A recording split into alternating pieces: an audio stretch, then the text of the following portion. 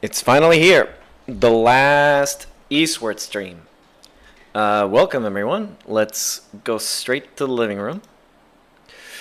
Woo, hype. Last stream of the game. Little sad that it's ending, but it doesn't mean like it's the last time I'll play this. Of course, I'll be. Oh, is that a lizard? Oh, it's a gecko. Okay, never mind. There's a gecko on my table. Yeah. I'm a little sad it's the last time I'll stream this for a while. I'll probably do like a whatever. Like I'll just play it on my own afterwards, and maybe like next year or something I'll replay it if there's more content or whatever. Anyways, hope everyone's doing all right. Hope everyone's had a fantastic Thursday, and I'm gonna put this camera fucking okay. Hope everyone's doing all right. Yeah. So today we're gonna play Eastward. I don't think there's a whole lot left, and then we're gonna do some art. I think I want to do an art stream tonight, so I'm just gonna do both. And yeah, so let me go ahead and move to the media room. I hope you guys are hyped for the ending. Just I'll have a few parting words about it once we're done. Let me go ahead and boot the game up. So here we go. Let's bring it up.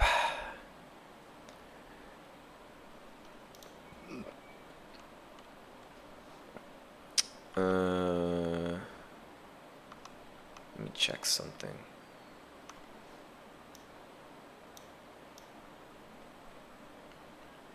I'm gonna move this over here. Okay. Pop this up, bump this up, bump this up. There we go. There we go. I can't believe it. It's the last stream. It was like this game. I have a lot to say about it. I have a lot, really. Yeah, let's just boot it. I mean, that's all we got to do.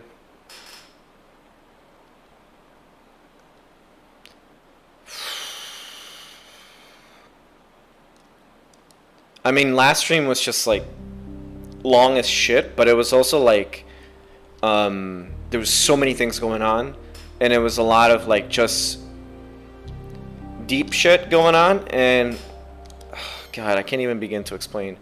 Like, now we're just like, we're in the end game, baby. We're gonna get back Sam. That's what we're gonna fucking do. We're getting Sam back. And we're stopping all of this madness. Yeah, so I am not really sure what... Oof, what the fuck is this? I guess we're gonna be explained everything now, right? So let's see. The egg of life, the ultimate invention, and the foundation of the human factories. Ooh, okay. Now we're getting somewhere now. This is the brain, the original prototype, made up of nothing but a single brain. Its intellectual power far exceeds that of humans, which is what grants us unlimited mental capacity. Damn, robot, how dare you speak of me that way? I am a person through and through. They have quite the temper, but it's simple enough to get them to work. You only need a little stimulation. Oh? Our technology has become more and more advanced by the day. Long before we completed our first artificial human, born from the egg of life and completely customizable. Oh.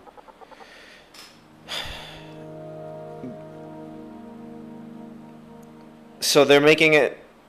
I wonder what happened to society that they were so focused on the idea of not having to have sex to procreate. People were probably very socially awkward. They're just like, having sex is too much work. We're gonna skip all of that and just go straight to the recreation method and just reproduce, but without the extra steps. Because I don't know. Like, I mean, To be replaced with a higher form of creation and a higher form of being. I don't even understand the complexity of like human genome like experiments or like messing with the DNA and stuff like that. But you can do that in the womb, right? Like it doesn't. I don't know. Like, but I mean, for this world's sake, having that said, the egg of life is still nothing but a product. To truly surpass the possibilities of humanity and to realize the glory of mankind, we're still missing one key element. Please continue to the next room. Just fucking weird. It's just like a bunch of fetuses. But I want to know, like, oh my god. Let's see if there's like any books or something. No. I really like the atmosphere here, though. It's like kind of like underwater. What's this? A human? Quite the rare sight around here, and the first that's been able to spot me. Suppose in this day and age, anything can happen. That reminds me, what year is it? Have humans left this planet yet? Oh. Oh. From the monsters all over, I take it that the miasma's still here. Quite fellow. But silence isn't a shortcoming. Based no sex procreation.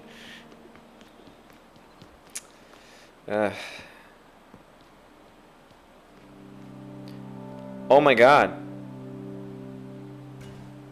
Is that grown up? Is that... This is mother, the highest form of life. Humanity's final answer and possessing limitless possibility. One small piece of mother can keep a human factory running for countless generations. Even if humanity were to be completely wiped out by miasma, mother would be able to restore civilization. I don't want to say it.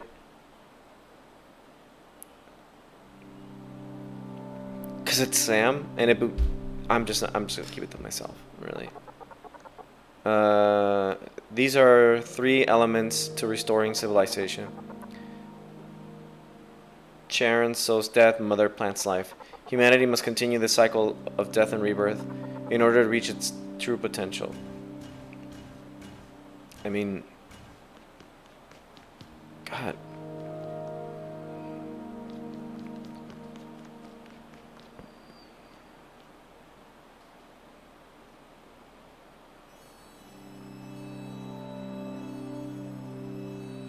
What is that? Is that Sam? Is that what's following me?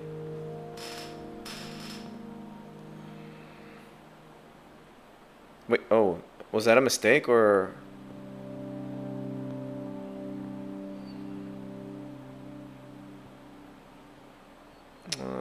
Sam. We're not quite sure that would work. Never fear, I know just what to do. The journey before you requires not only strength, but wisdom.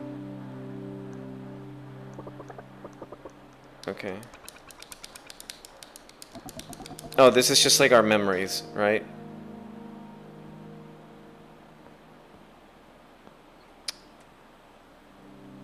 Wait, Sam, come back.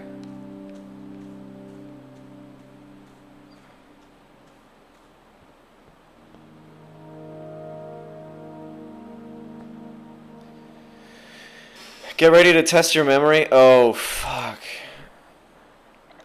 As if no one saw that coming. Damn fool, must have gotten lost again.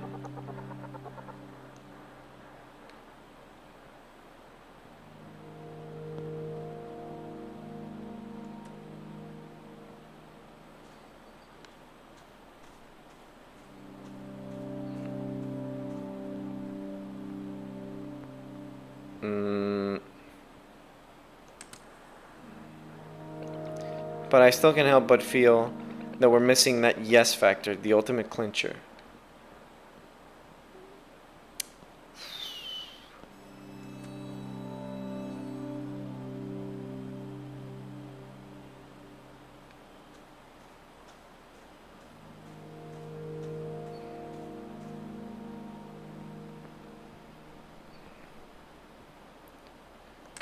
Not even sure where. Oh, okay. I'm guessing now it's... Oh, God.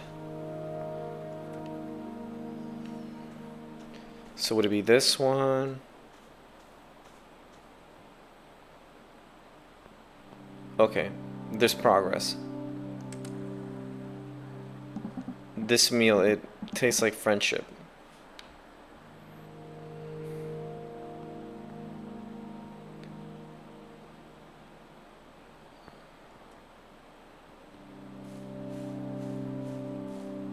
Okay, I get it. I get it.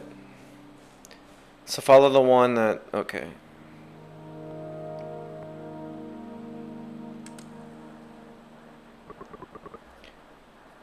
Head ready, jumble, is it? Hey, but wait, there's more. I got it, follow this. The Sam. Yeah.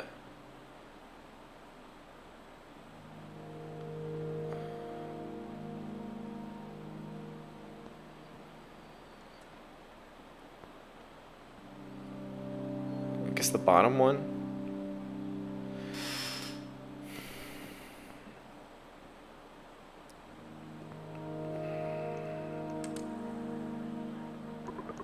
Oh. No.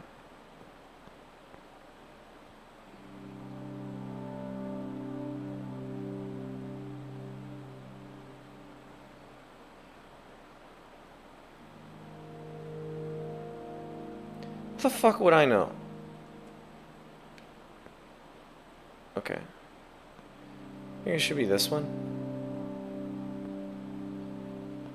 Oh, okay. I got it.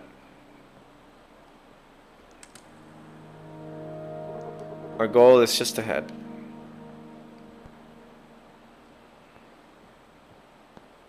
So we're just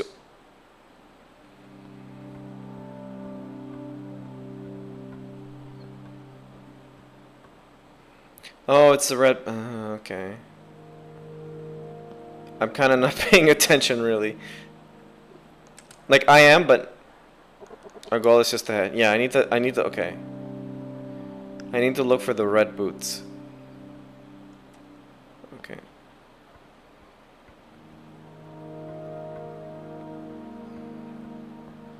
That's only something the real Sam would wear. And I got it. It's not always red boots. The main difference is this one has... Okay. So it's spot the difference, pretty much. Come on, Sam. Let's go get her. I got my freaking pan. Oh, we're back at the mall.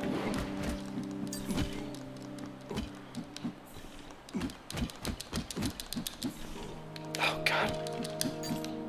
Come here, come here. Come and get me, bitch. Binch. Come here. Oh, well, hey, Rio. Oh, God. Alright. I mean, I don't even know if it was necessary to kill these guys. Do I got my bombs back? No, I do not.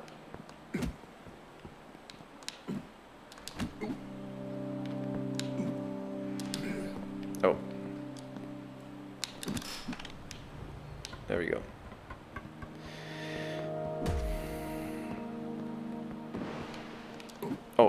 Oh, shit. Okay, that's not fair.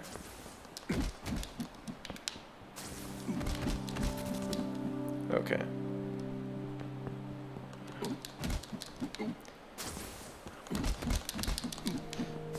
You dick.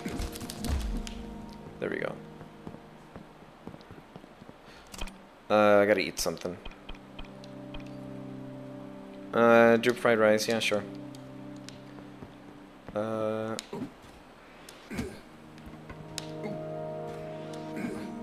I don't like aiming with this. There we go. There we go. Oh, I'm sensing like a boss fight or something. Woof! I needed this pan in my life.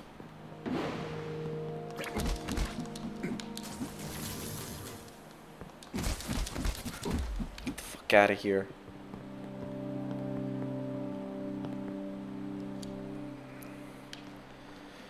Hey, Jojo, how long I'm just out of curiosity. How much of the game, like how in hours, like how much of the game do I have? Like what, 2 hours or something like that? Just because I want to plan myself a little bit.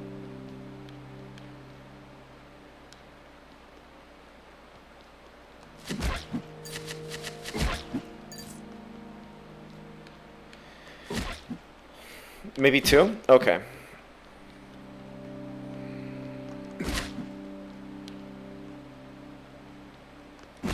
Should give us time for a like maybe 2 hours or an hour of art.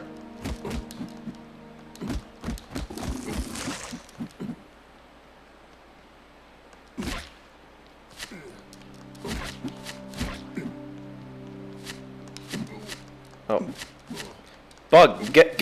Oh my God! This fucking bug. Is this the way? No, this is in the way.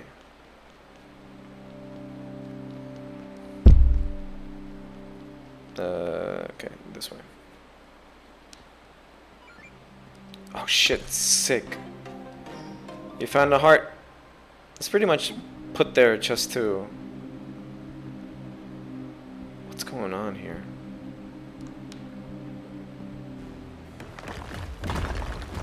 Oh fuck. Oh god. Oh god. Oh god. Oh god. Oh god.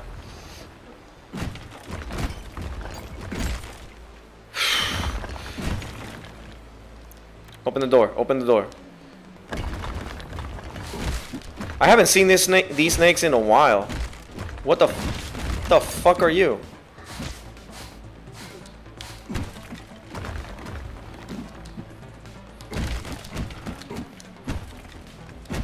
Just don't give a shit.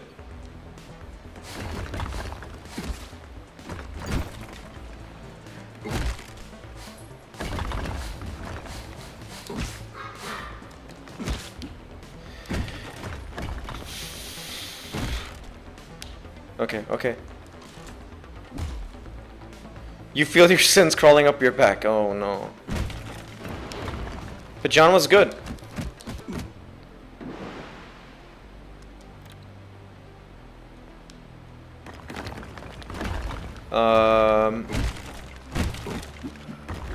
Okay, I don't... This is...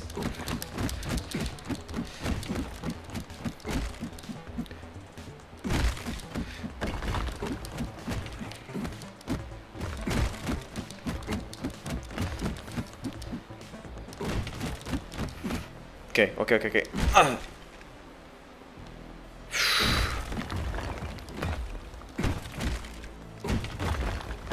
Oh, come on.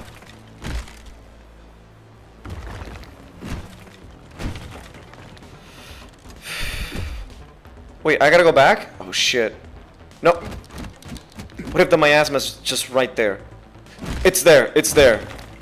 Oh, fuck. Oh god, oh god, oh god.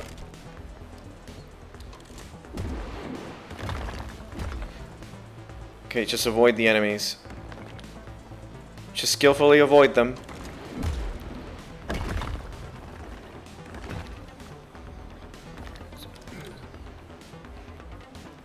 I don't mind if I took a hit. How the fuck is this moving so fast? Okay, John.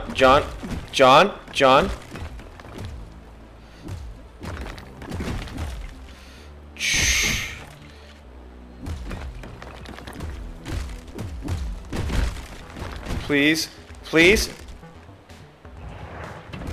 Oh god. No. I don't like this. I don't like this. Oh my god, are you kidding me?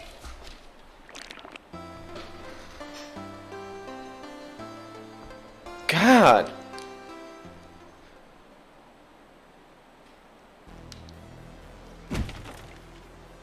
Is it gonna toss me? Okay, no, it wasn't all the way back. Fucking hell.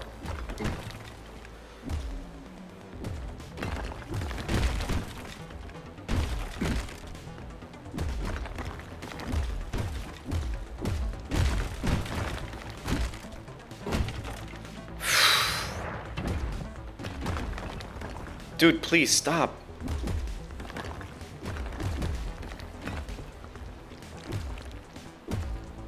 That was just a guessing game, by the way.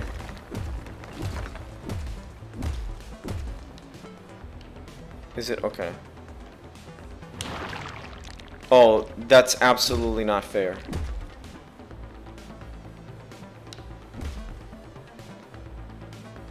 How the fuck is anyone supposed to... How the fuck is anyone supposed to guess?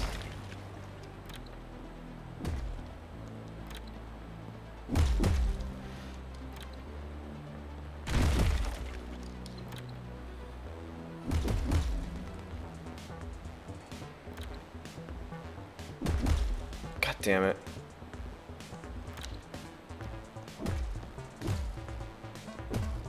Oh, real funny. Real fucking funny. Oh god, come on.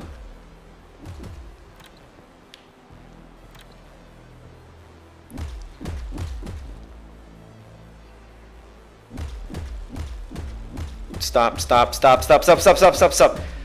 I'm... Oh god damn it. I gotta say, I got incredibly lucky. 99% of the time.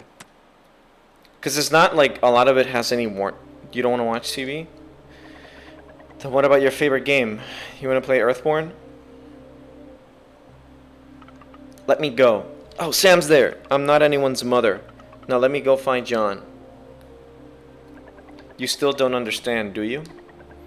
These humans are not worth caring about. Allow me to cleanse this world, Just like before. I'm not listening to you. I'm not like you. I'm Sam. And John and I are gonna stop you guys. Alright then. Just stay here. Stay here for the rest of eternity. Where not a soul will come to save you. That's not right. John's here.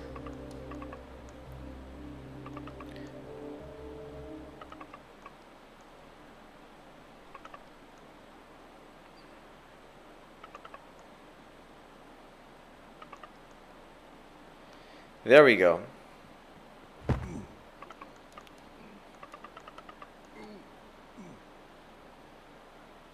What is this, like a glass door?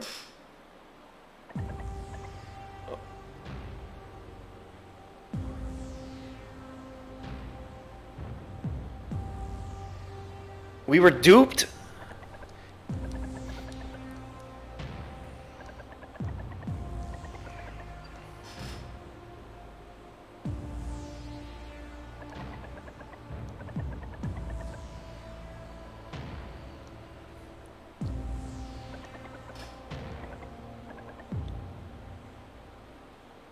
Can you give me Sam back?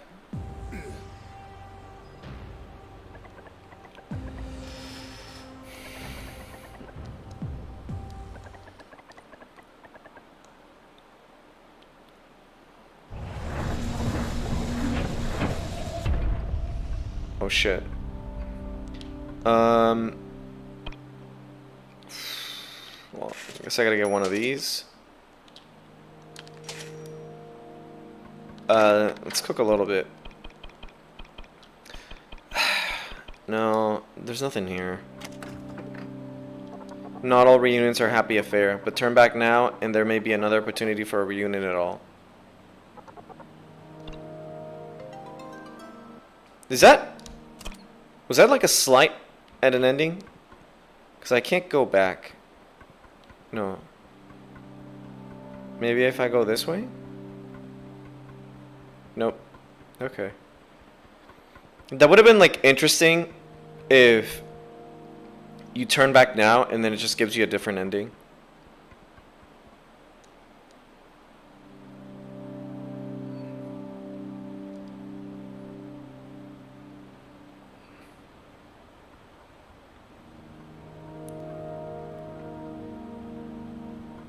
Wait, Isabel.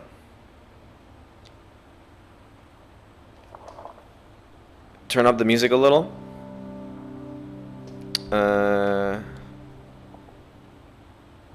I'll do it in game. Let me see how let me see what my volume looks like. It's 88%.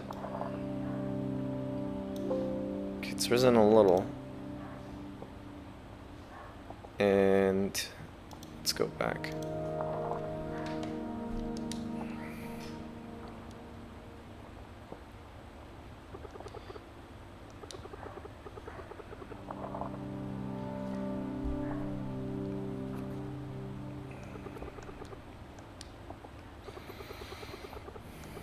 She had no choice but to become New Dam City's guardian.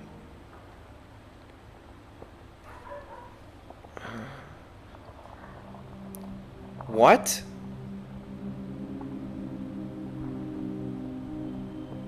There's so many Alvas.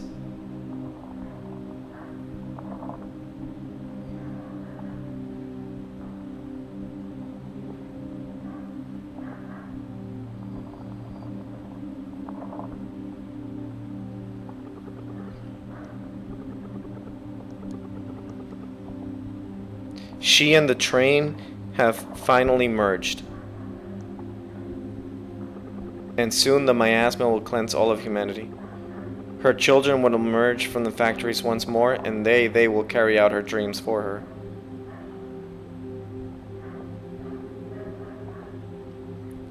Wait, is Isabel an adult now? As for me, I'll stay...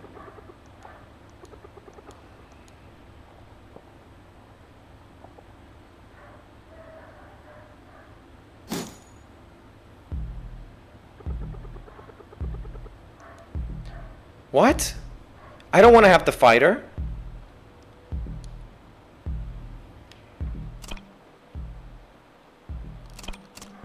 Okay, let's go to settings. Everything's maxed out.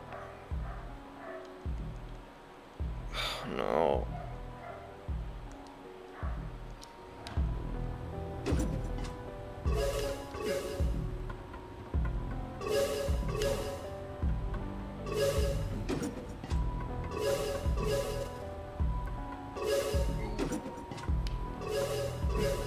Wait.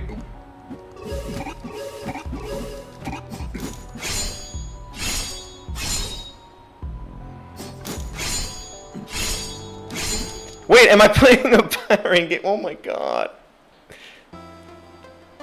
I don't want to fight her. I don't want to fight her. Is there no way I can...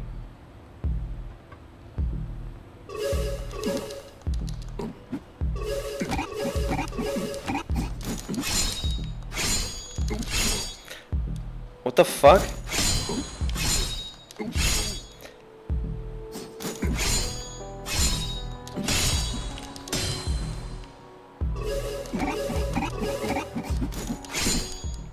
Holy shit. Wow. Oh god. Alright, I better sit upright for this.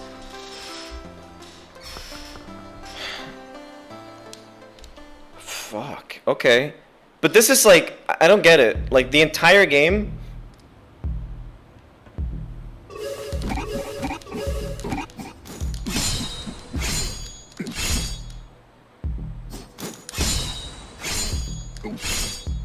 Okay, when am I?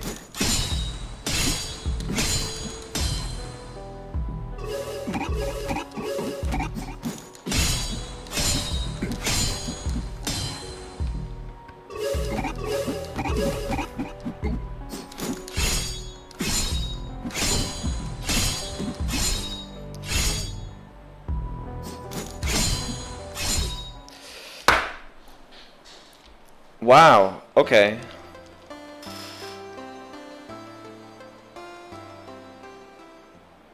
And that's... I have a slight problem with this. The entire game did not lead up to something like this. This is fun, but the entire game... No, I get it. But it's also like this game did not lead up to something like this. That's just my 2 cents, but we can fucking try.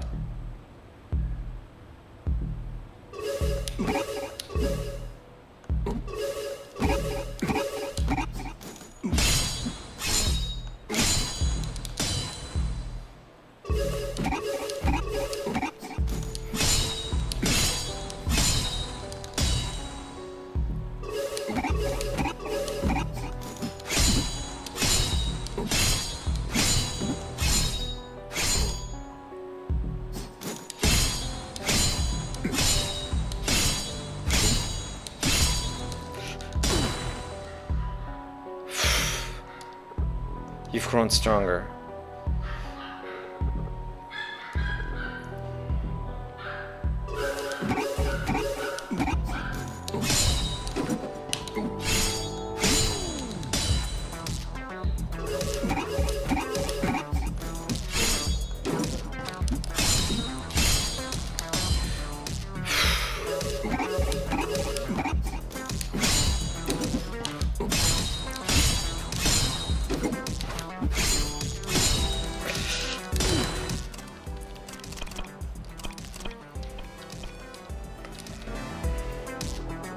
My path is so clear. So then why won't my sword?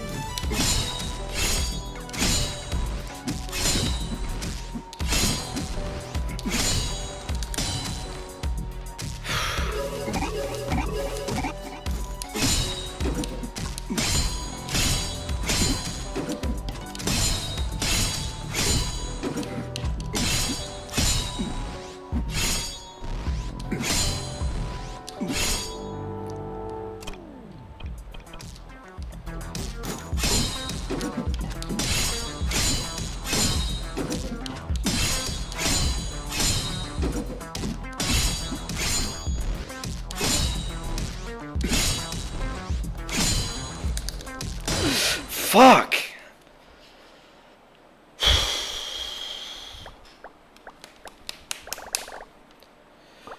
I'm only missing one heart.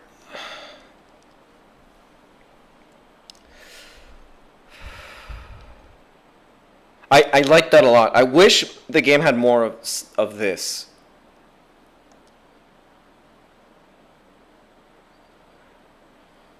I don't want to fight Isabel. I want to rescue Isabel, Alba, and Sam. Mostly Sam. Why did it come to this, though?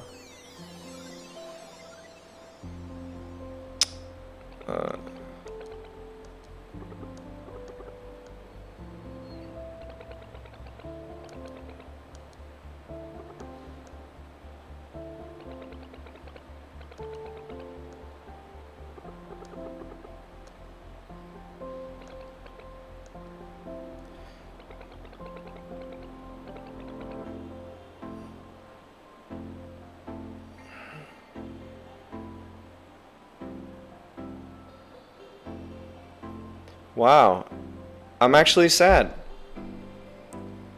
because Alba died.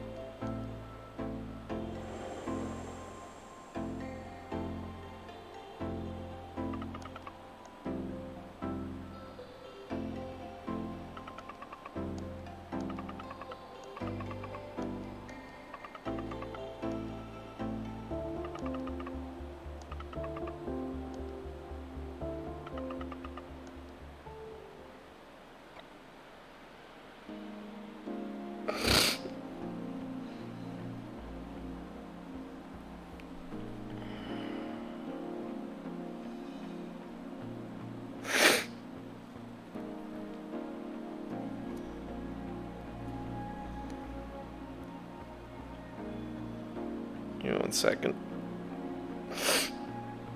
God, fuck.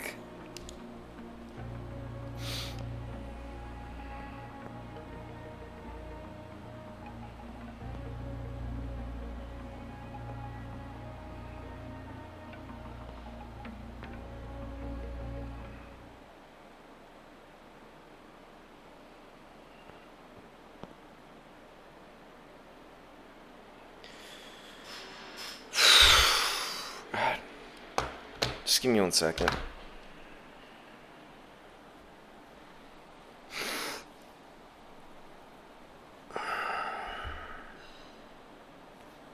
No, I'm not, but I'm not okay. Really, I'm not okay. That wasn't okay.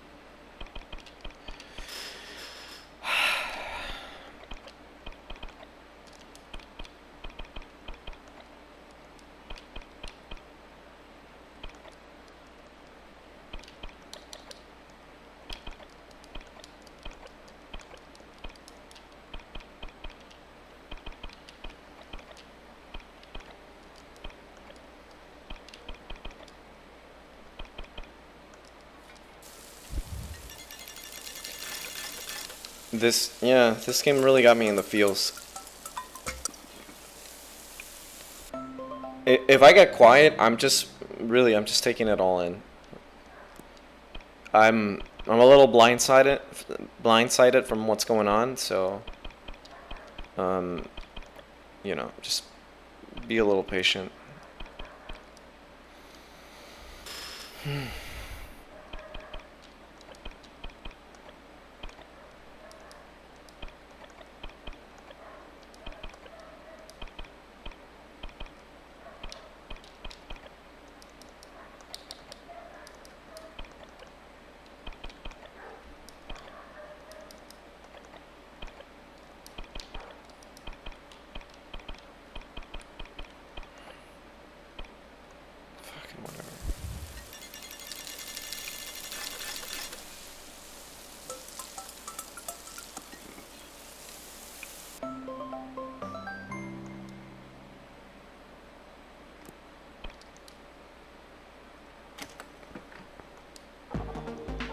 Johnny, I got it, dude.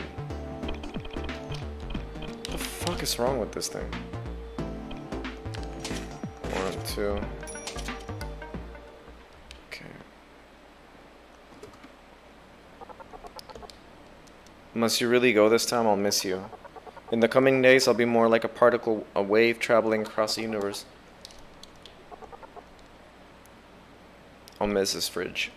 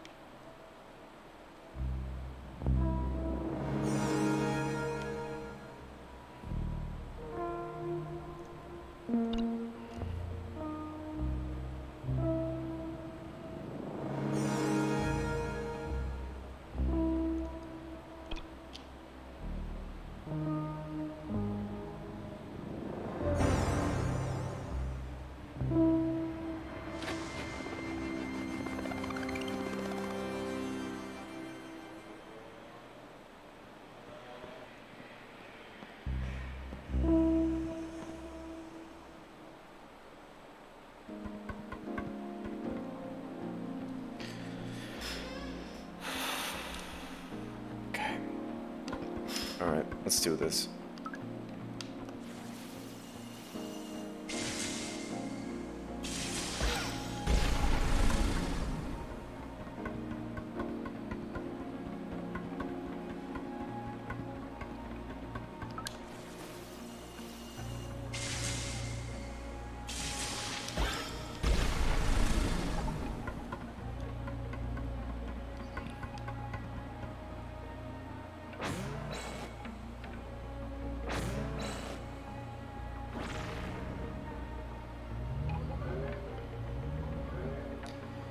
Oh, we're doing this, huh?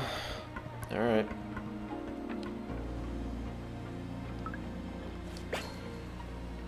Oh. Interesting.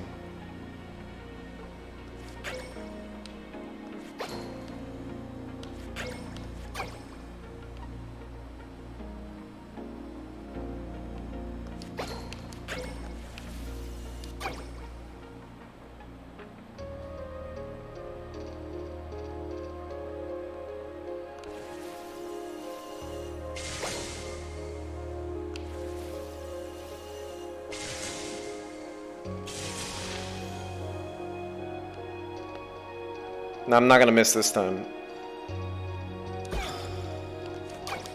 Are you fucking kidding me? How hard is it to hit this thing?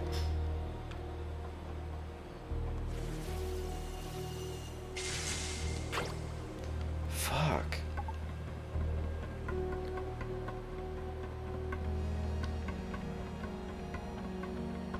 Man. If I lose Sam, I'm just not gonna, I don't know, I'm not gonna be able to cope.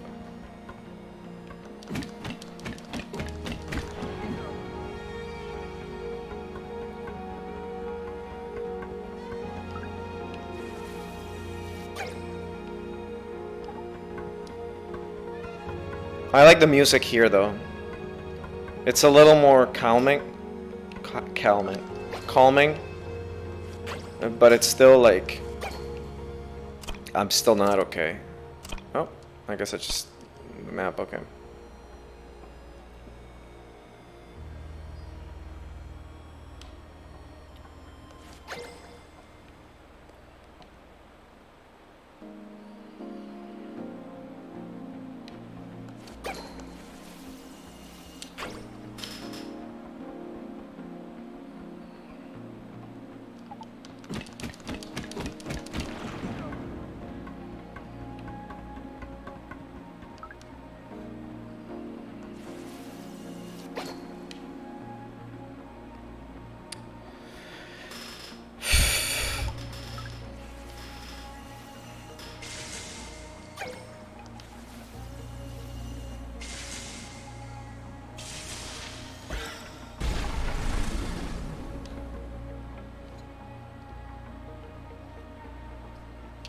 God, don't even know what to expect at this point.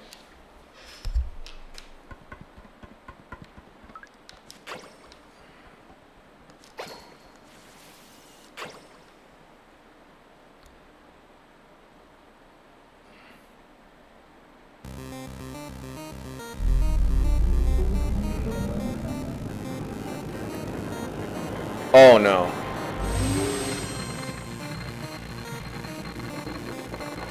No, we're getting her out of there. Yeah, this mute.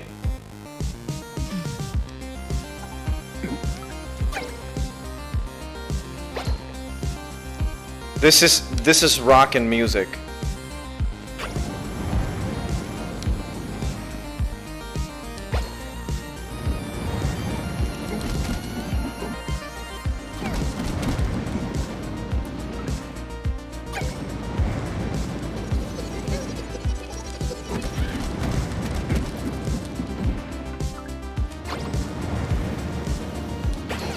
Dude, oh my god. I forgot about this.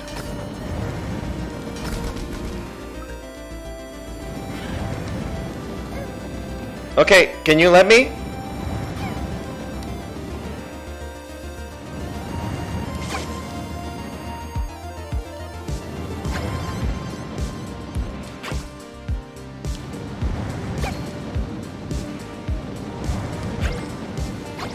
Oh my god, oh my god.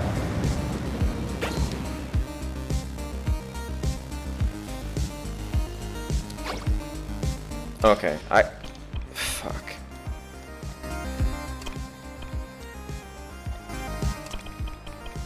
Okay, now we eat the fruit pie. I like this music.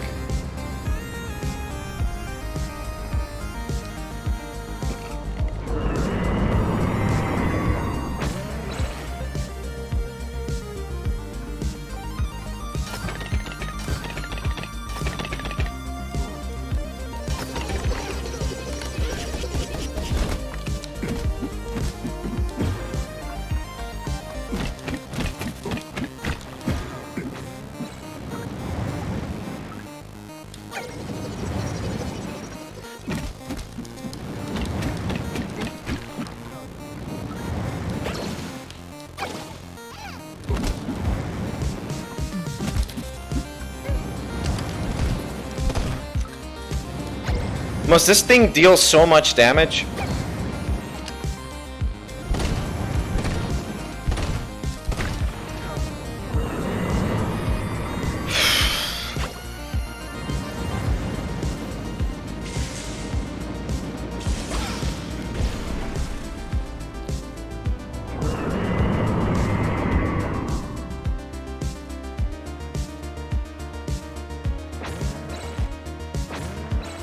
Oh, that's right.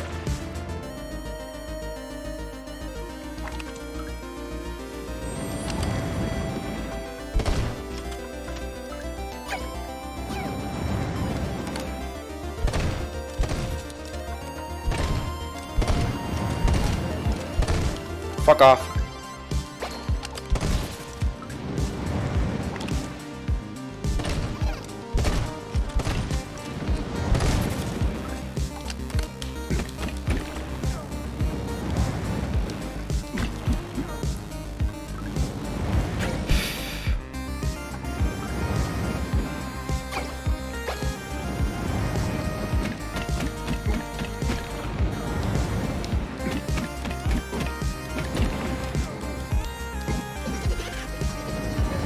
Oh my god, for fucking real? Go away.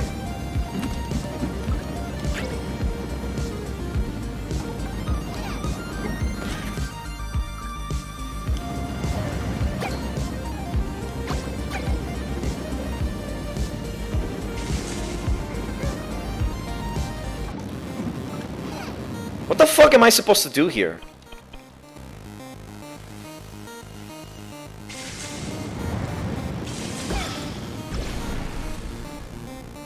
Damn.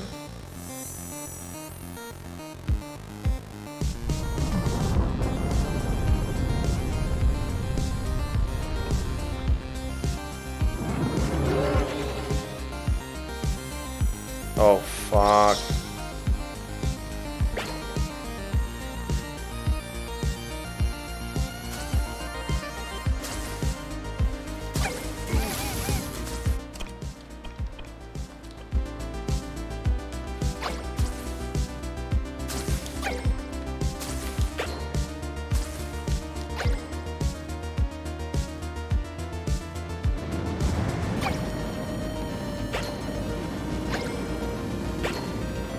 That's great.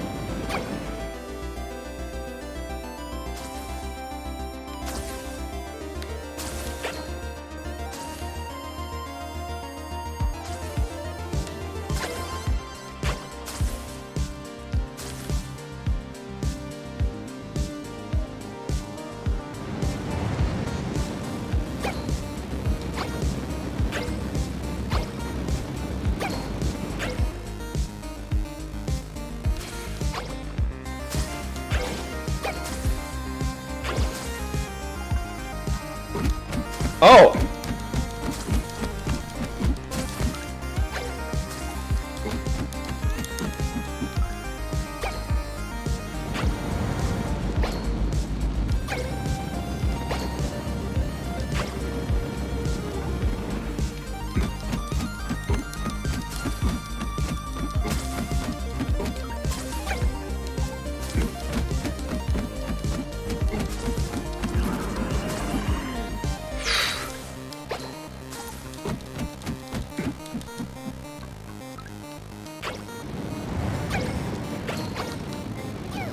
Oh, nice.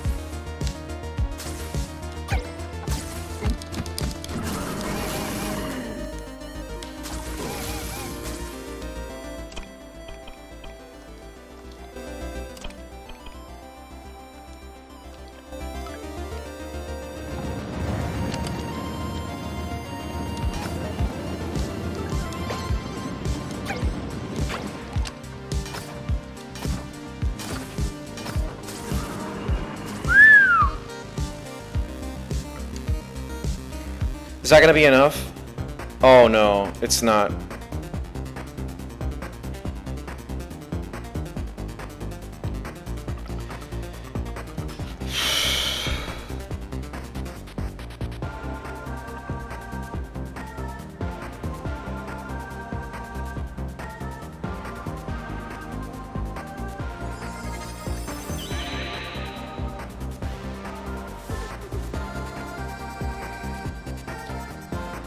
Wait, Sam's gone?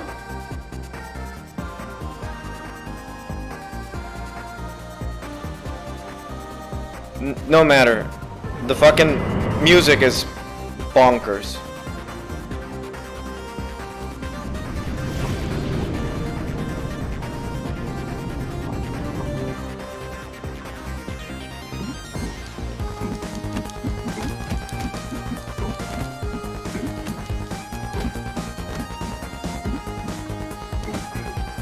Oh, cool.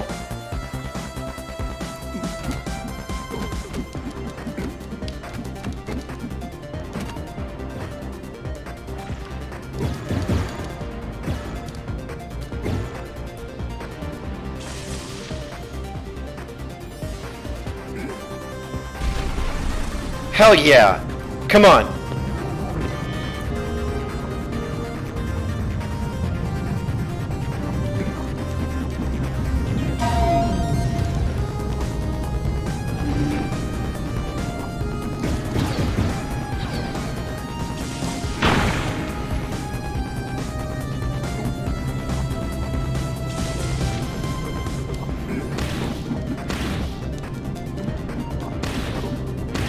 Oh, okay.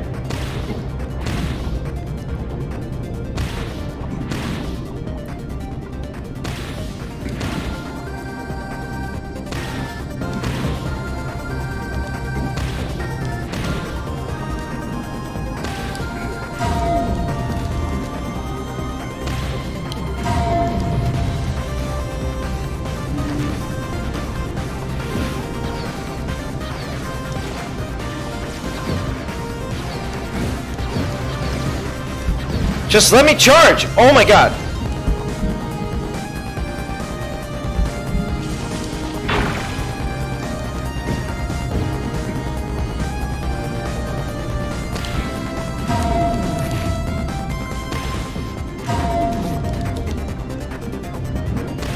Oh, that's great.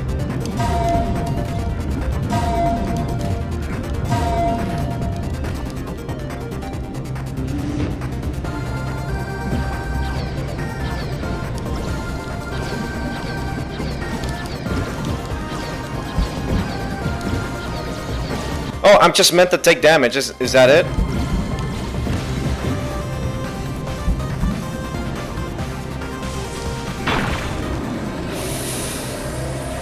Fuck yeah.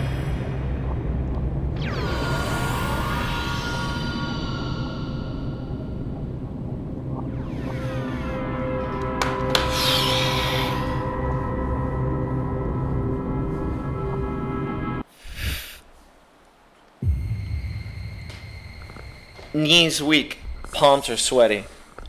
Oh no.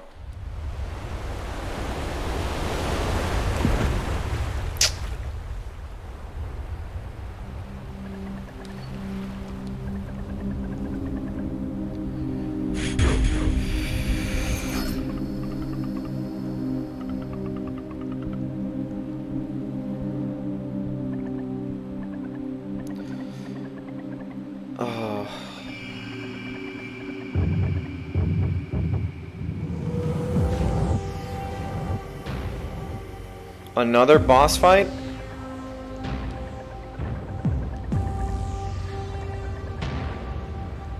The miasma has already been released?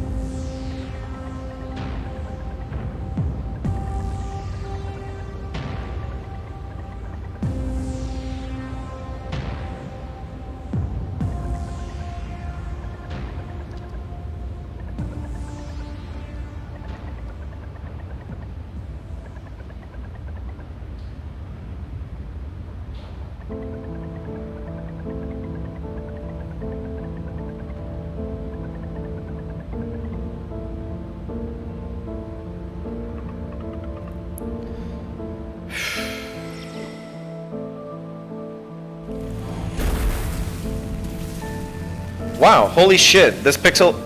Wow, okay. The pixel animation is amazing.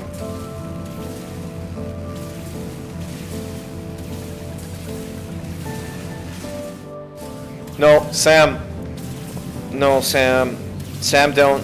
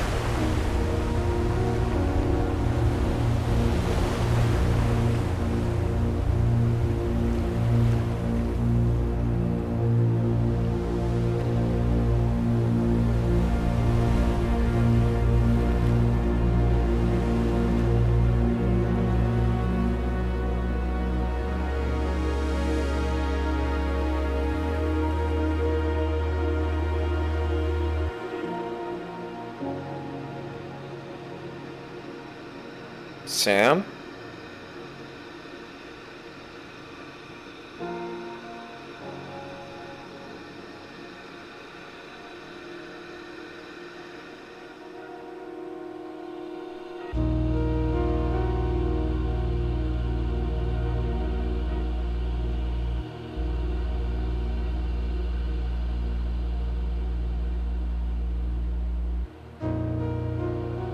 Save her, John.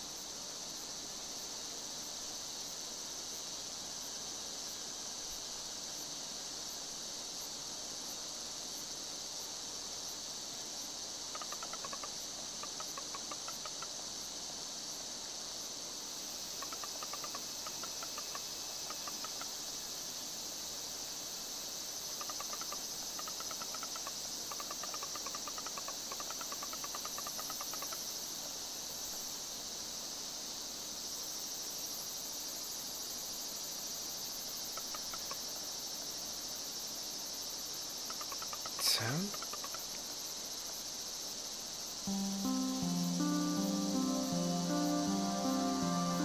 Is that a grown-up Sam?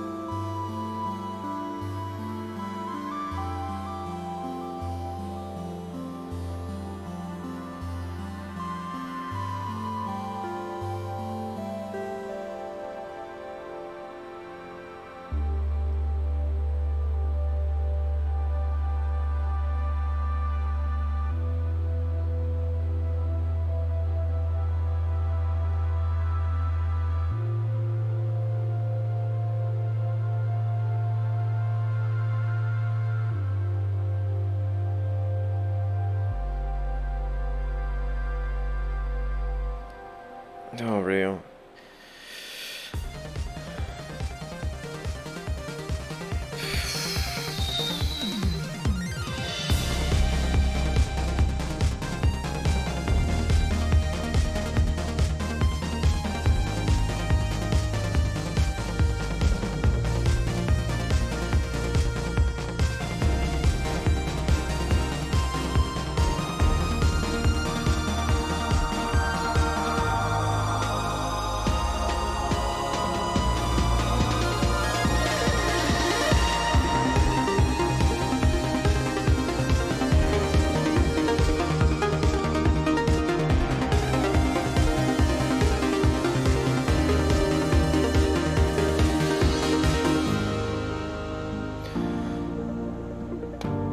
Yeah,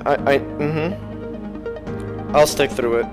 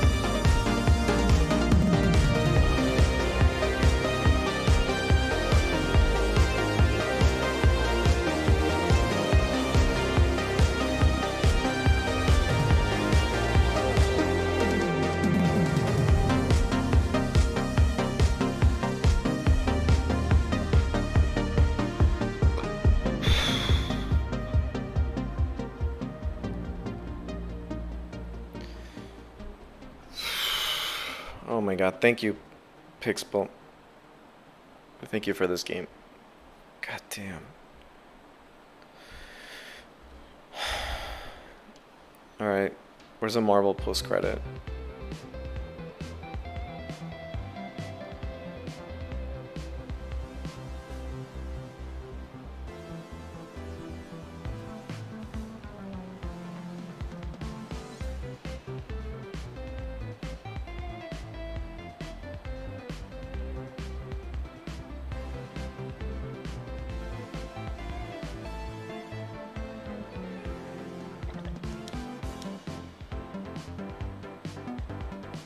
Oh.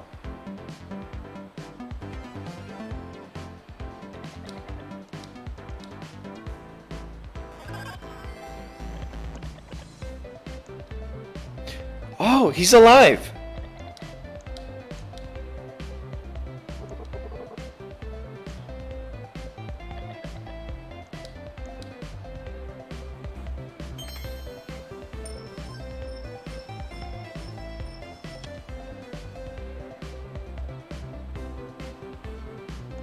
Is that like a hint to a sequel or something?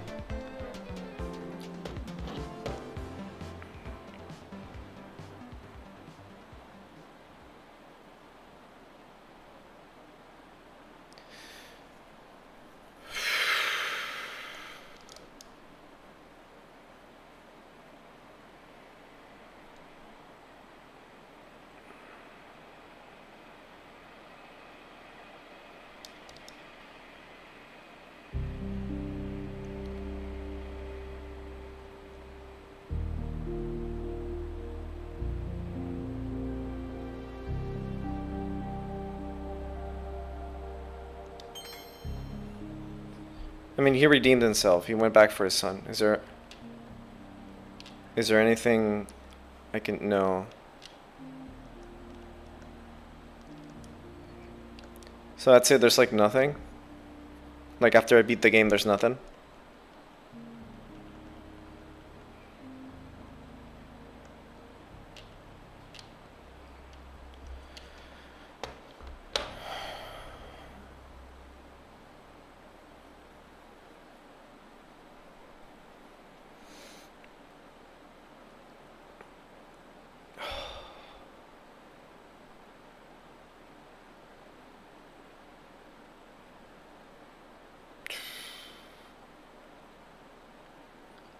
There's not like an I'm assuming like, I mean, like it's too late now. Like I might have to start from scratch, but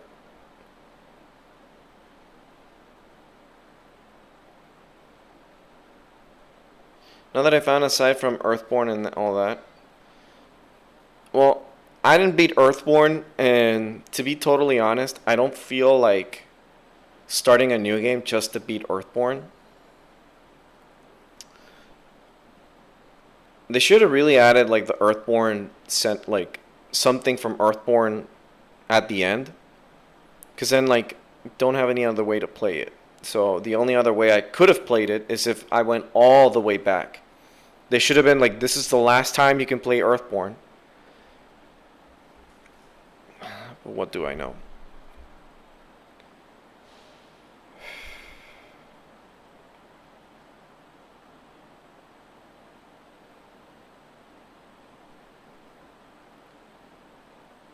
Yeah, I was hoping like a New Game Plus, or like you get to play Isabel's side of things, or an extra ending or something like that. Because that would be nice.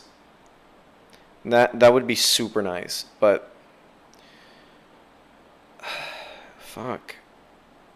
Give me, okay, here, I'm gonna quit. Let's just talk for a few minutes.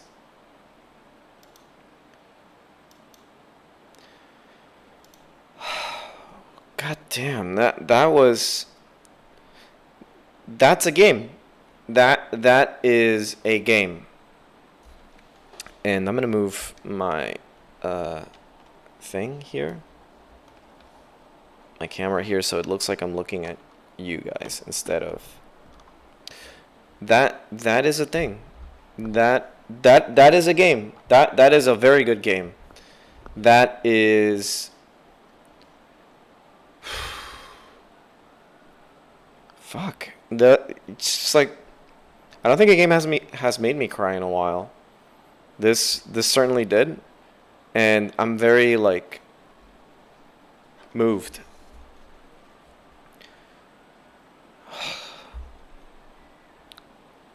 It is like a Miyazaki film. It's not like there's so many things that I kind of wish had an answer.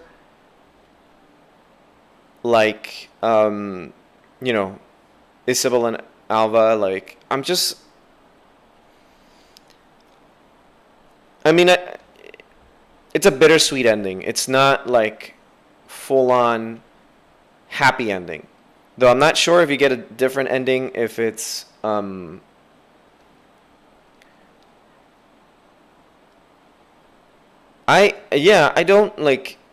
don't know how I feel about it. Like I'm happy.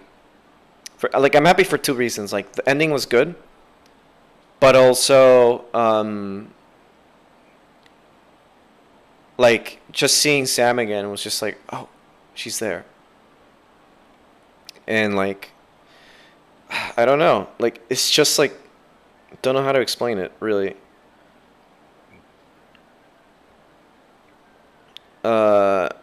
I mean, I could Google that. Eastward endings.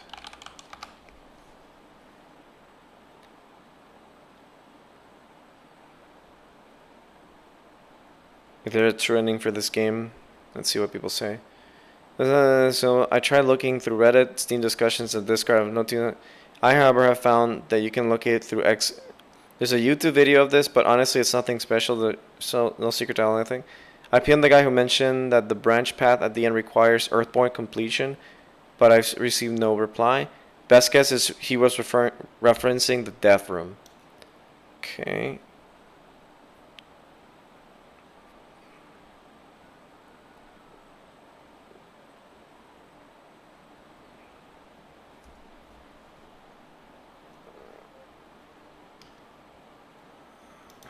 Let me check something.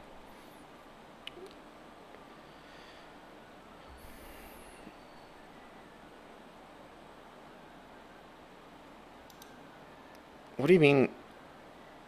Let me read something.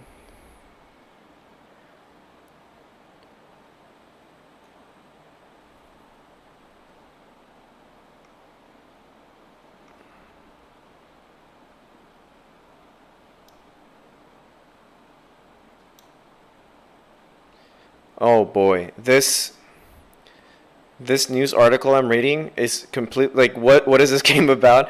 A simulation game about rebuilding society. This is totally not this game. Look for materials and supplies that become scarce over time. Build and repair structures. Oh wow! Do everything you can to ensure your family flourishes. Wow, this is shitty journalism. This is not the game.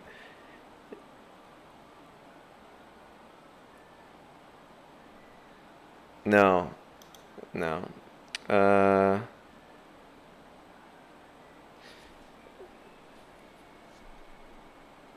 Yeah.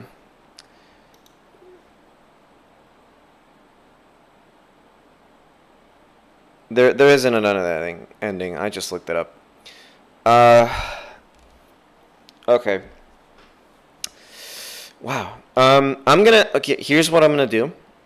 I'm gonna take like a quick 5-minute break, and I'm gonna draw for maybe like an hour or two, and work on that fan art that I have set up for Eastward, and because I want to set up like a raffle for this weekend. I'm not gonna heads up. I'm not gonna play Metroid tomorrow, just because.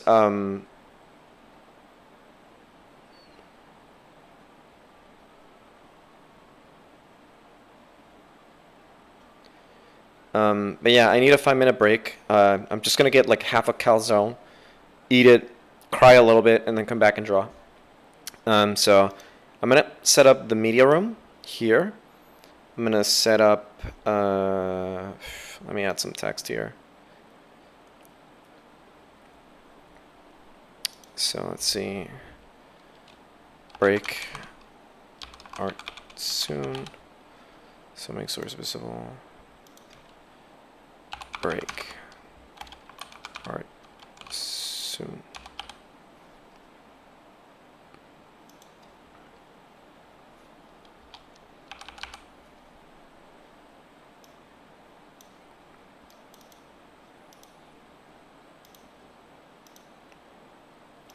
All right, I'm gonna go ahead and just eat something really quick. I'll be back. Don't, just let me put some music on and then I'll be back.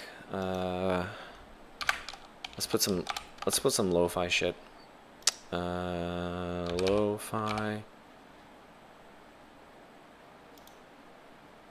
Yeah, this one. Same as always. And I will be back in a few minutes.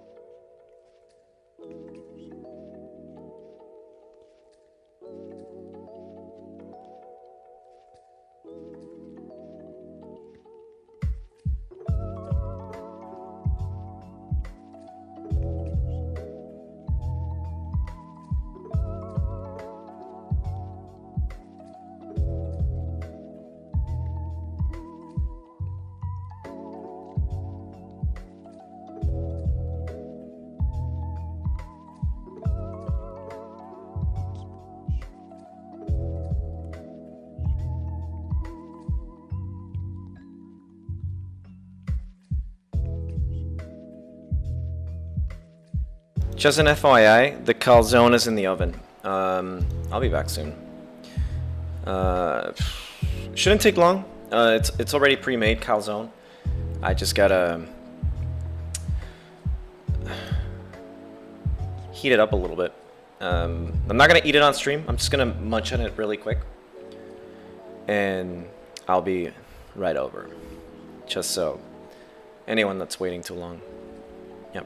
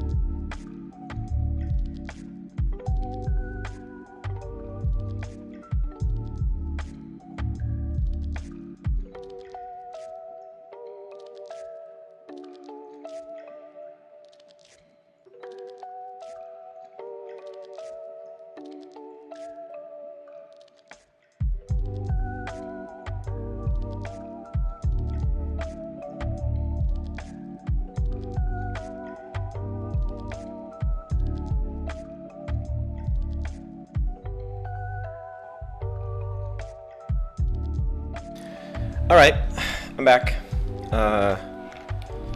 Whoa. Shit almost fell. All right, I'm gonna set up.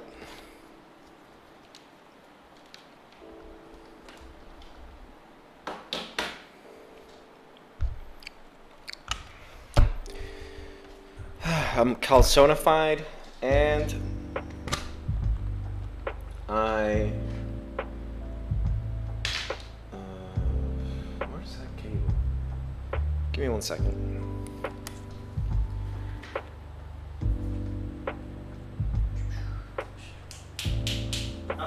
Here it is.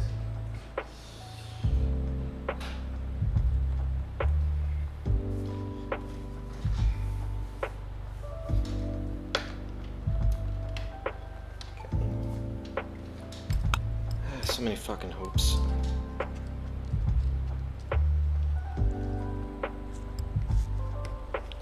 Alright.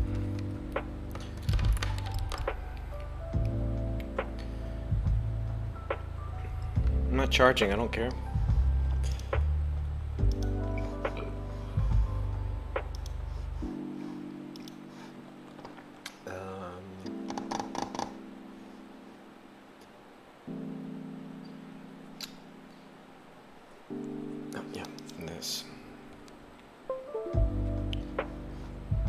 Is this showing? Nope.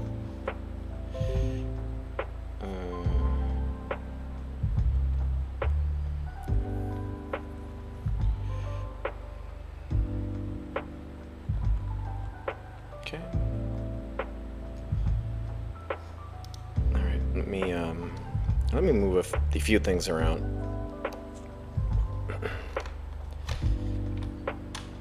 It's mess of cables. Okay. I kind of want to put the camera here.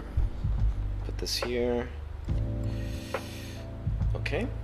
Let me see if I find.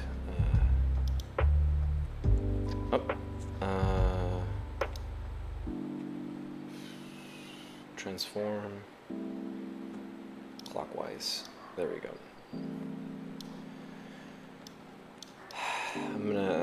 Let me crop a little bit. I think you don't need all of this. No. Cancel. I'm just gonna. The issue is, yeah, this was easier to work with. Whatever.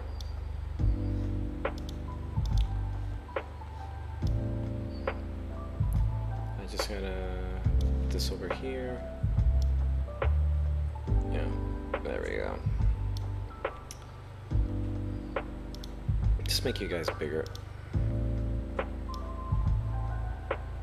Okay. I'll leave that over here. And yeah, now we should be good to draw. Working on some. No. Oh, you are? Okay. Nice. I'm gonna. Okay. Grab my pen. It should be charged. I haven't used it in a couple of days. Maybe like 2 days? 1? I don't know.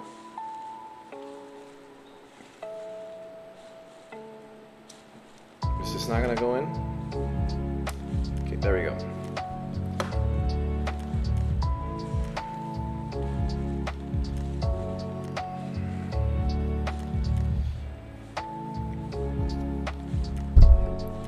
I have so many cables everywhere.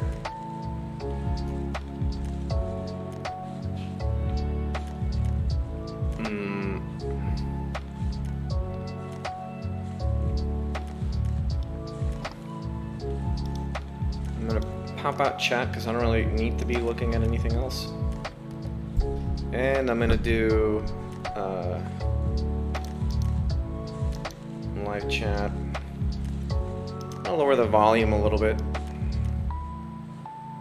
For myself, at least. Okay. Alright, should be good. Now we can do some good old talking about the game. So, here's... Oh, okay, I forgot about this. Oh, for Pete's sake. Okay. Turn on my keyboard. Alright, this is what I came up with in terms of like fan art. I wanted to recreate the a bit of the hot spring scene, like a fun one. But what the fuck is going on here? Hold on, I gotta. My mess of cables just doesn't let me work properly. Let me pull this from behind. Okay.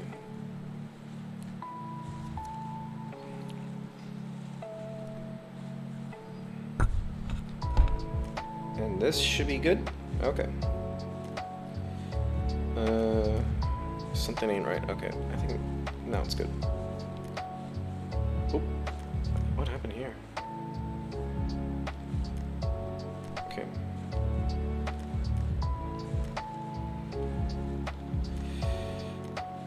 Alright.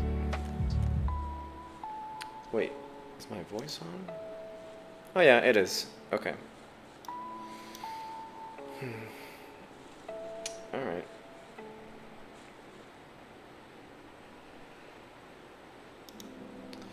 Yeah, so going back to what we said about the original, about the ending of the game.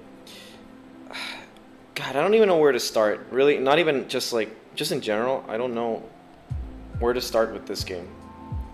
My thoughts are all over the place.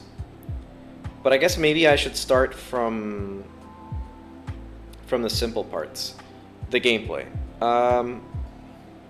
I'm not that much of a top-down player. Like, I don't play a whole lot of like retro types. That like you know, Zeldas and whatnot. That's not. It's more like it's a recent thing, like Metroid, side scroller, Zelda.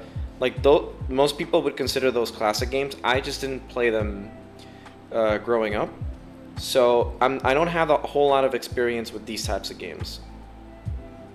There you go. Why a lot of the scenes I was a little clumsy on, but and I just whacked willy-nilly. If I were to comment, like maybe just like not necessarily a negative, but a working point, is that the ending did some things that I wish were thrown in more in the game, like timing your hits and stuff like that, which I'm sure there were some moments, but they weren't used as much as, you know, the ending fight with Isabel and stuff like that. Kind of wish that they would have, I don't know, like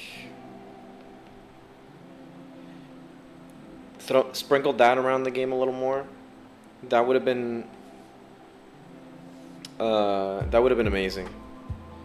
But I guess I just, because it feels like it was fun. I liked the Isabel boss fight. It was like, it wasn't like a hard boss fight. It was just like once you get the tempo, it's easy. But I guess like most of the ending was just like timed boss fights and stuff like that.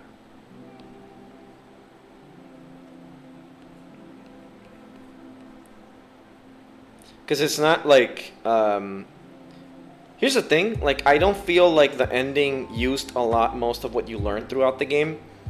It only taught you something beforehand, and then it made you use it right away, which is not necessarily a bad thing, because this game was a little bit demanding at the end with the teleportation and stuff like that. I just soaked up damage because I don't know any better, but kind of wish they would have made me use my entire arsenal of weapons. Of course, like I can't, it's not that I don't want to, like, I don't know, like I thought it would have been more interesting to do something like that than just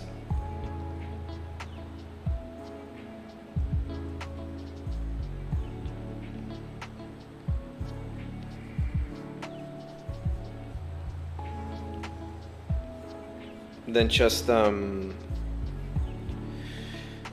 me learn something right away, give me a new power, and then, you know, use it.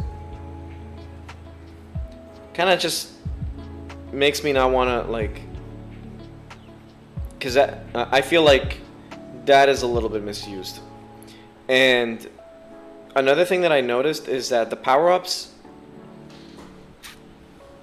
they're okay, like the weapon power-ups, but only the pan really makes a difference in terms of, like, because the enemy scale in power, right?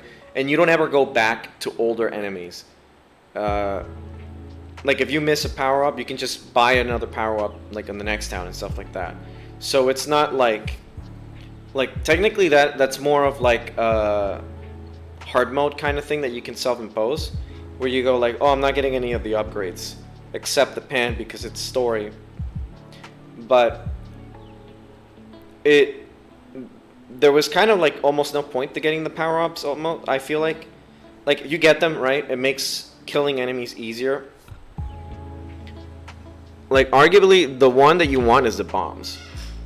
From what I saw, like there was nothing that stopped me from, because I barely used the shotgun. Like I ended up using it later in the game, but I opted for just like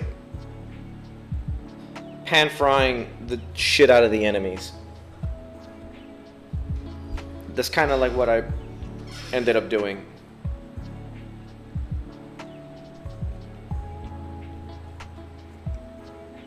Kind of wish they would have done a little bit more, where not upgrade your ammo, or like do branching paths where you get more ammo, but you don't get the chance to do a power up, but you get more power up and there's less ammo. What's going on here? I was pretty heavy on my weapon use in the game, so the okay. What is going on here? Why is my pen not working?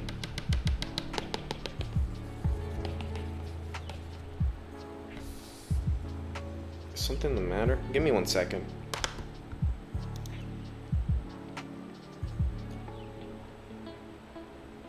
Okay. Is it working now? No. Okay. Give me 1 second.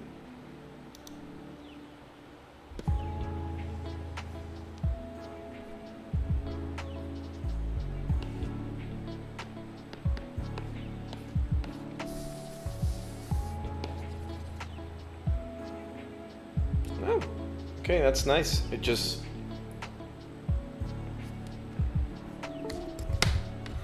Let me see.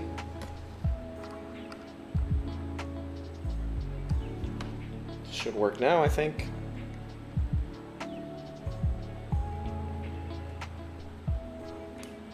Okay.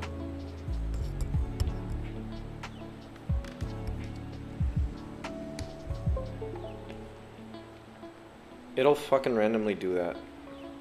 Let's go back to draw. Okay.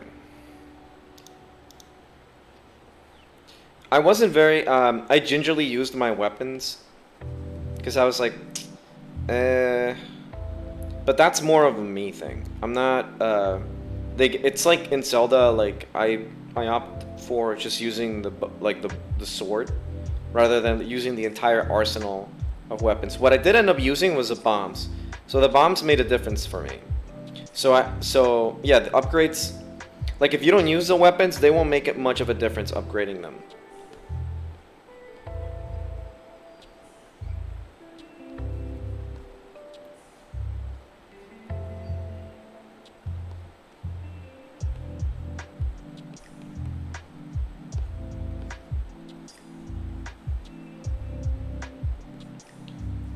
But this game, you know, barring that upgrade, that's kind of more of a personal. I figured I could just resupply regularly, so I went nuts. Fair enough.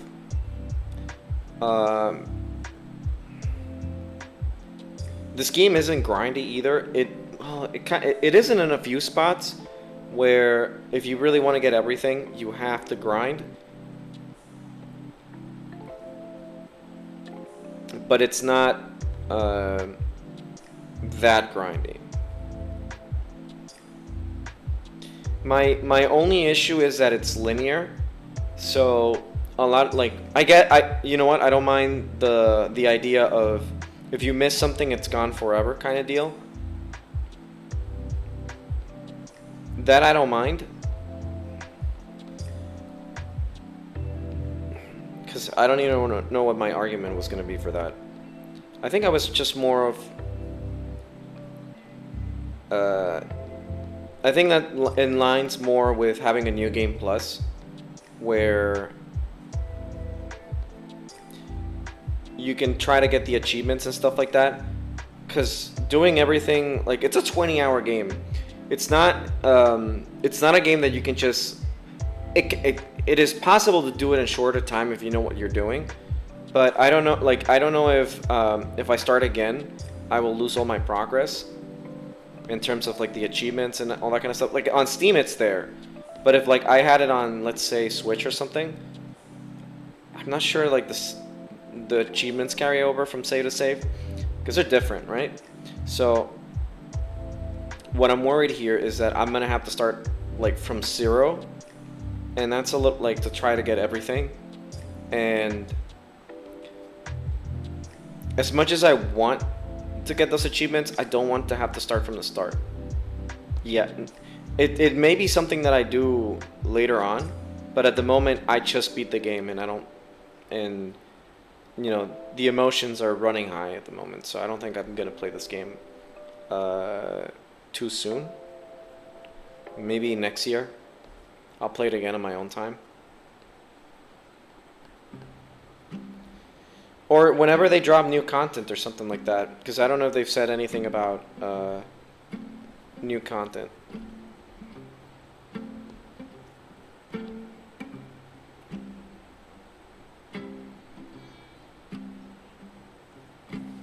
Let's move Sam. I'm also just gonna draw for like an hour or two. See, I know that I'll come back to the game one day, so I'm just going to sit on it and enjoy it. Yeah, that's the thing. I'm not the kind of person that will play a game and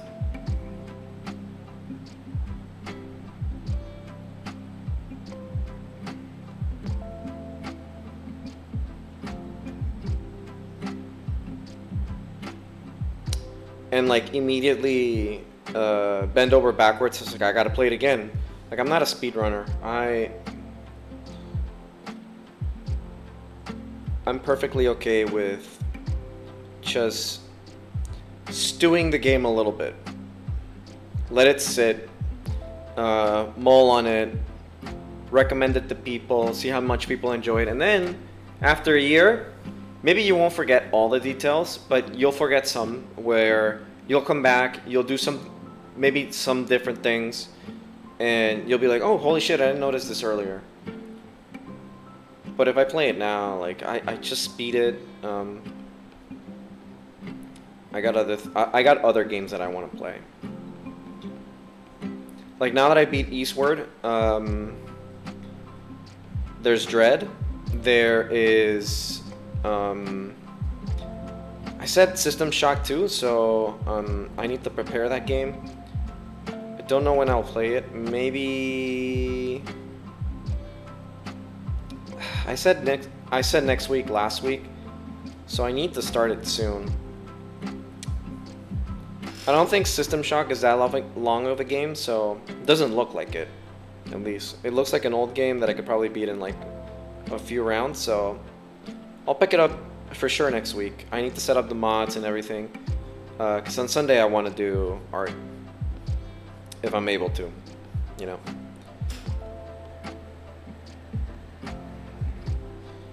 Yeah, I'm not worried about the anatomy, by the way, at the moment. I'm more worried about getting the entire drawing or sketch or concept working. No, Jojo, thank you for hanging out. Really love this game. I'm gonna talk a little bit more about it for like an hour. So if you want to retroactively listen to what I have to say, you can always look at the VOD. But thank you for coming out. I'm just gonna keep drawing, and then hopefully I have a solid drawing that I can finish tomorrow or sometime this weekend, and I can do a raffle. Yeah, and just maybe like give away one copy of this game or two. But we'll see. Thank you for joining, Jojo. Have a good night.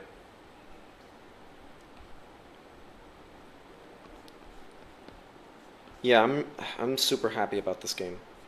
It's probably one of my favorites of the decade at the moment. Right up there with Nier. This game, I think I'm done with the gameplay. Chat, I don't think I need to talk more at length, just because I'm not that focus more on the story than I do on gameplay. I'm kind of a brute, so I'm okay with repetitive loops and stuff like that. So I can't really comment much outside on the variety of things that you could do. I'm just a little disappointed that the mini games were. If I could say one last thing about gameplay, I'm a little disappointed that I couldn't pick up the mini games and replay them. Like, some of them were fun, and I would have wanted to play them on my own time, or outside, or something outside of like the main story, or like have like a thing where you can get some items depending on the how your score is, yada yada. Kind of wish they would have had the mini games not just be a story element, but stuff on its own that I could have enjoyed or just had fun. Because I know there was Earthborn, but I'm a little upset that they just didn't let me play Earthborn at the end of the game. Because then I could have just been like, oh, like I just want to play it. But I understand that that's like Sam's thing. But Sam was with me at the end, and it would have been nice if she just like played it or something. I don't know, for narrative reasons I get it. I want...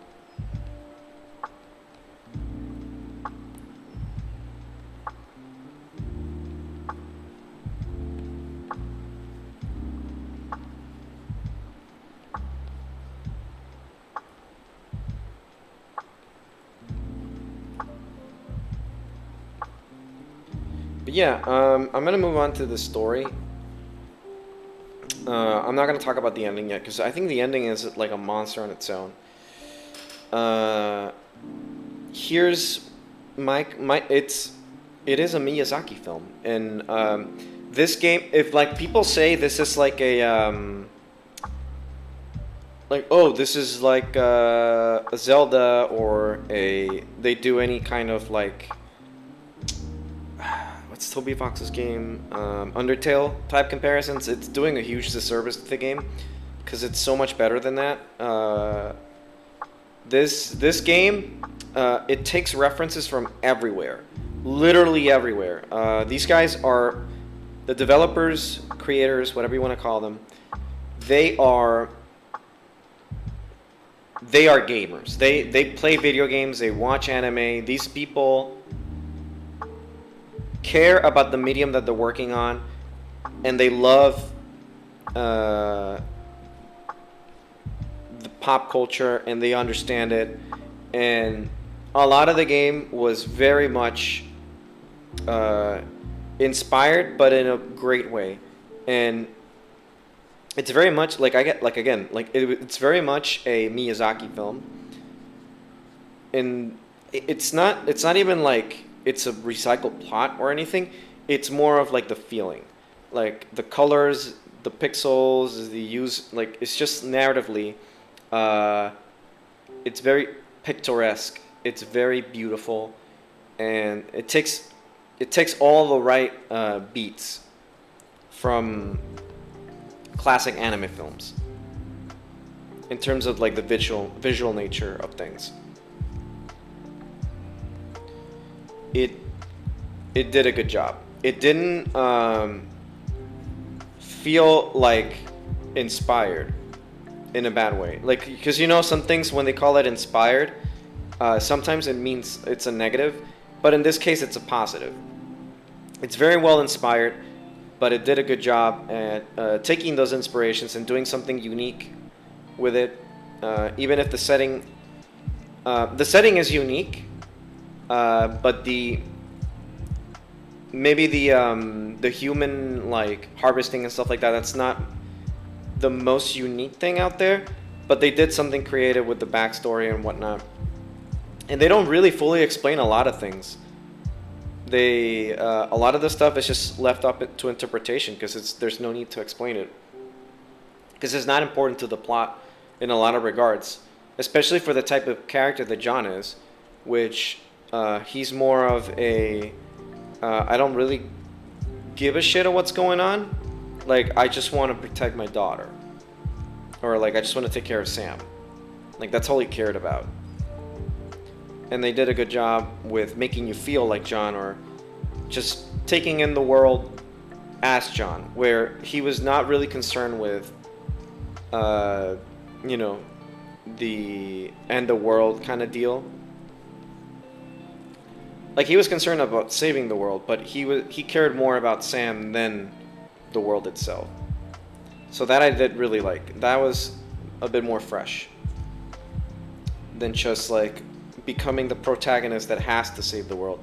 He's like, saving the world was just a consequence of saving Sam, or having Sam, protecting Sam, or doing whatever they needed to do. You know, going eastward or whatever. Like, everything just fell in its place. It felt natural. Maybe the ending, or maybe the road to the ending felt slightly rushed, but not really a lot.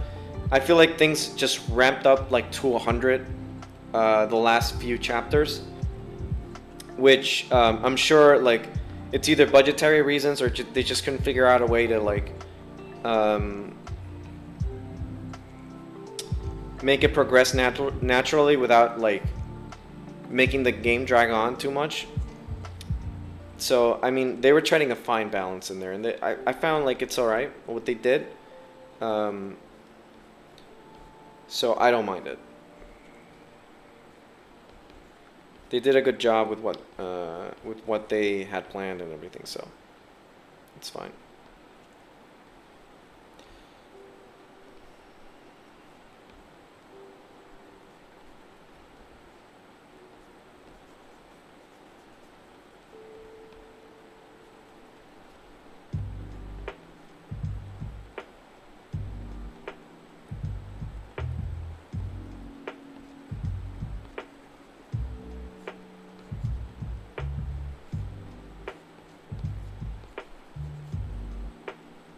See if I can continue.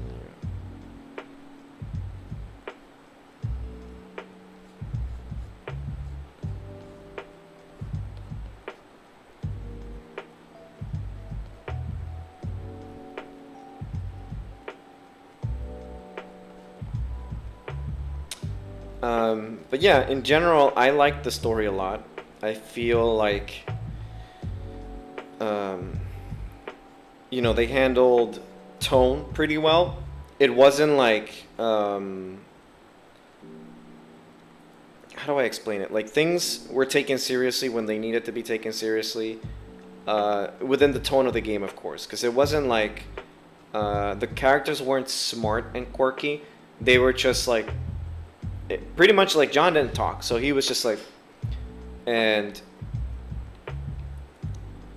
everyone else was just like, not quippy, just more, how do I explain it? I'm not very good at talking. They, like, each character reacted in an appropriate way, and things were handled pretty well. They made a good job of making you fall in love with the characters, whether it's like a minor NPC, like the ghost girl, which, you know, her side plot really saddened me, because I was hoping like there'd be more of her.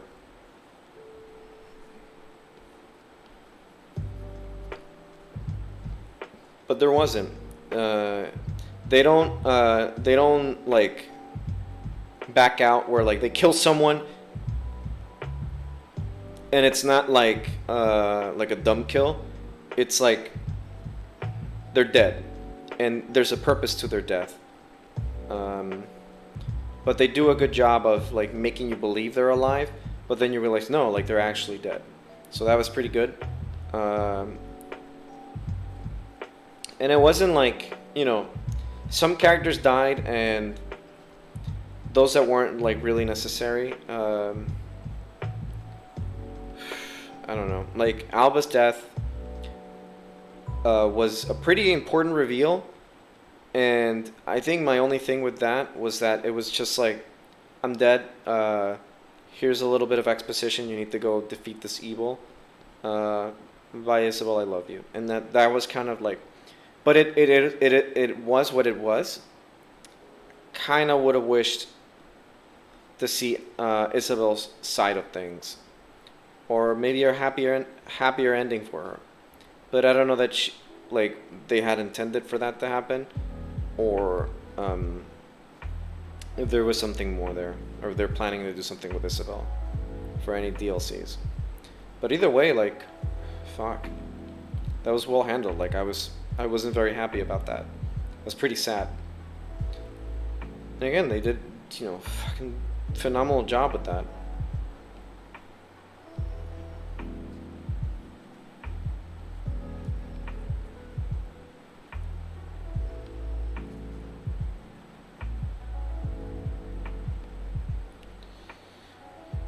What else I can talk about? In terms of my favorite characters, I'd have to think about what characters I like.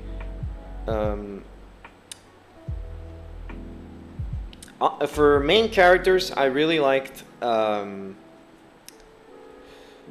obviously Sam. I really liked Sam. She's probably one of my favorite characters from recent memory. It's not that her archetype is wholly original, but I like the way that she's written. And she's cute, and out of the games that I've played, I love her. She's great. It's a cute, innocent child that, you know, has to accept the burdens of, you know, who she is and stuff like that, and you know, it's handled pretty well in her character arc.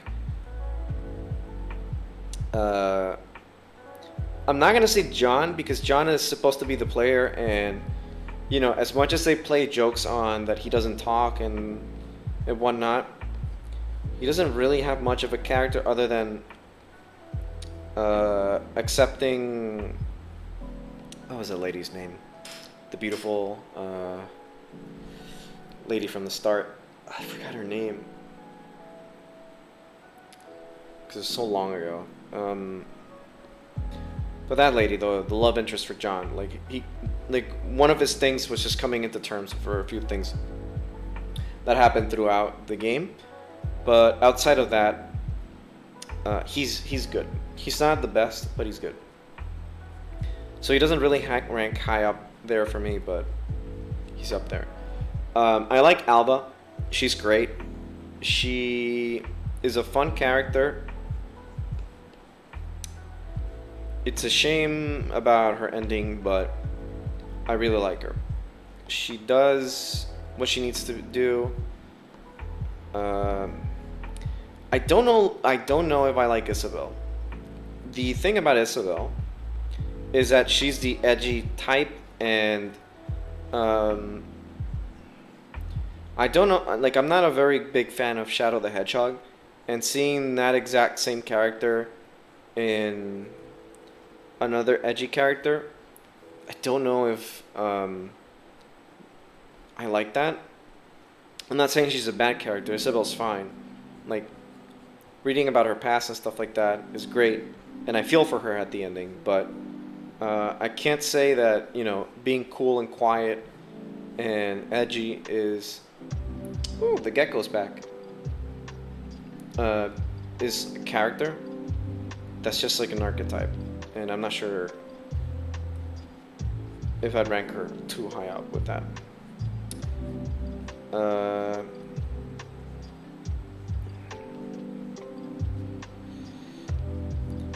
Oh, that's one thing I wanted to talk about that I just remembered. So I was thinking about like the start of the game, how there were some things that I may have missed, or some stuff that would have been fun if I could go back to the Pod Rock Isle.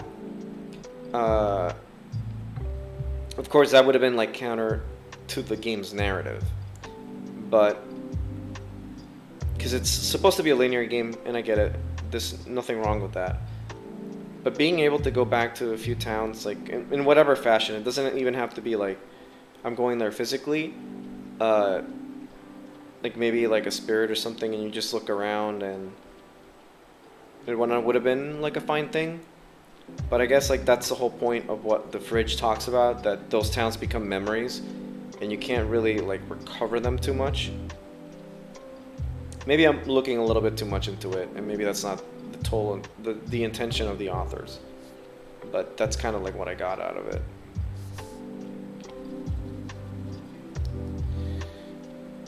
So in that sense, yeah, I guess that's why we didn't go back. Kind of wish we did, though. I'm trying to think of another thing that could have been...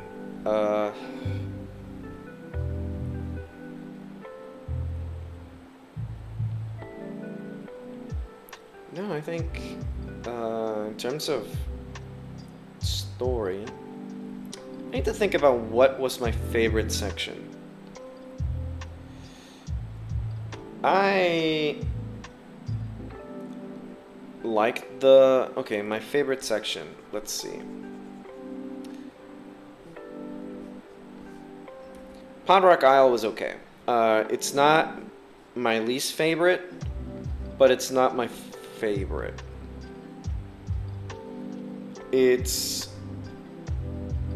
Oh yeah, okay. One thing I want to discuss about the story before I get into my favorite sections. This game doesn't do a whole lot in terms of, which is a good thing. They don't stop and dole out exposition willy-nilly. They parts of the lore remain a mystery, and that's fine. Because not only does it open for speculation, but it's also like it's not the important thing. They only give you what's important for you to understand what's going on and why certain things are happening, and they don't stop and say, this is the evil that needs to be stopped because of this and that.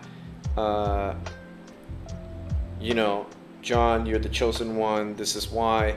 They don't do that, and that's great. And the way they tell you exposition is like, you got to find this old dude, and they're like, fuck, I need to find this old. Oh. And that is a very good way of letting the player know about why some of these things matter. That I did like about the exposition. I just feel like, I don't know what I feel like about it. I think I would have enjoyed if there was some supplemental material that, let's say for the story they give you what you need, but if you want to go out of your way to find out some more stuff, that would have also been nice. Because I am interested in the story, like the background of this game. But that's more of a me problem, I think. And like I said before, I don't think that was their intention. The lore was just like a means to an end.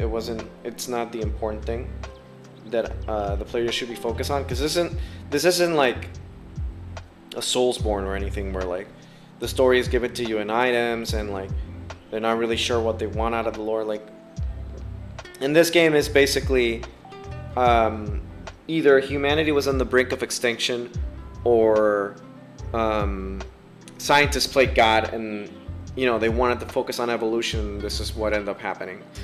And they don't even fully explain the miasma. It's just like it's there. It was going to swallow the world, and when the miasma is gone, all humans are going to end up like Mother or Sam, where they have like this power to drive the miasma. Like, I don't get... That's not important. The important thing was that the miasma is bad. You want to get rid of it, but we need to find out how. And even then, like, that was just like something. And that, you know, you wanted to get Sam somewhere. You're running away from it, and she had to confront who she is. And in order to save the world, she had to, like, defeat herself. And that's pretty much it. You don't need to know anything else. It's not pertinent to the information, because that's kind of like you're seeing it through John's eyes, is what I'm guessing.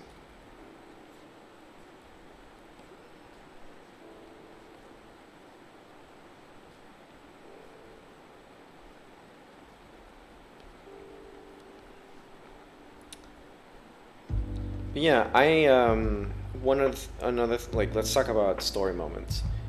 I really liked New Dam City. It's my favorite section. There's tons of great moments, tons of great Sam emoticons, tons of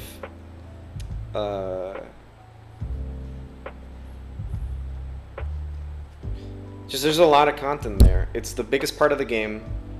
And I was pretty saddened to leave it,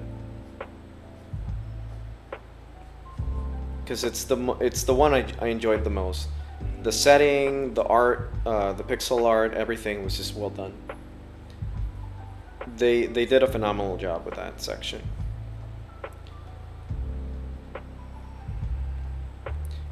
And it was like you feel like, oh, like it. You're coming back from a town that pretty much got swallowed up, and you're like bent. You're pretty much fucked up. You're like, what the fuck do we do? Like, you're just like, we need to move forward. And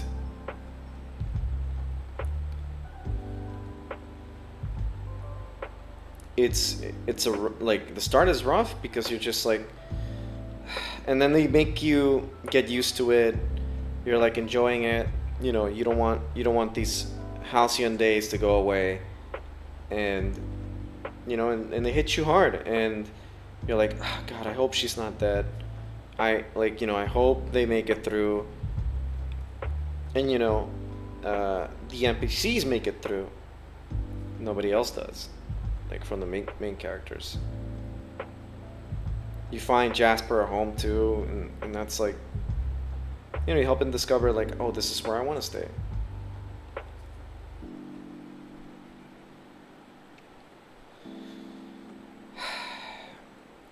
And pretty much like, you know, when you have to leave, you're like, it's emotional. You're like, I don't want to leave. This is rough.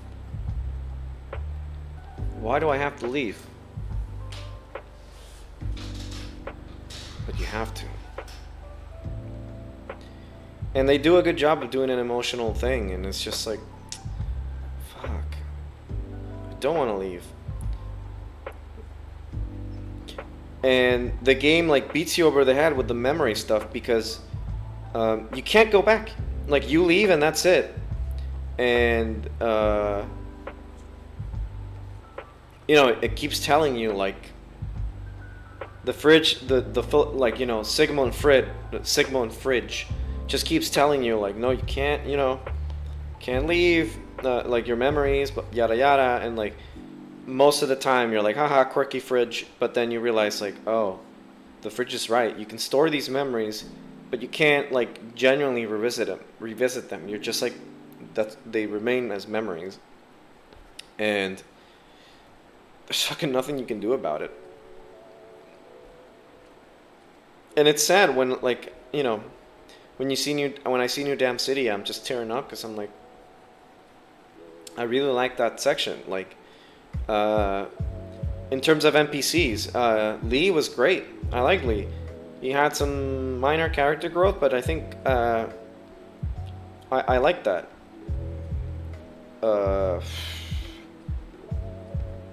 Mimi, the ghost girl, like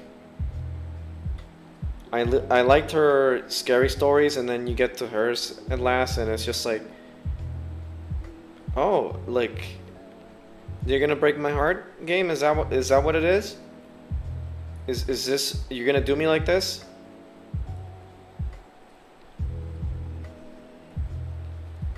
How dare you?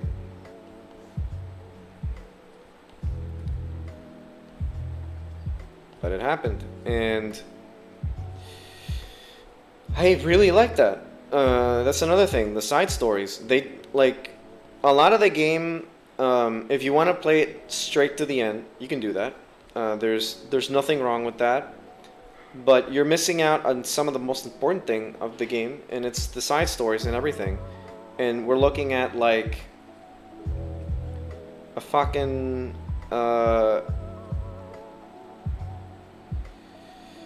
like I don't need to go that far. The Ghost Girl side story is genuinely like, it's a dumb thing. Like, it doesn't require you to like go out of your, like, too much out of your way.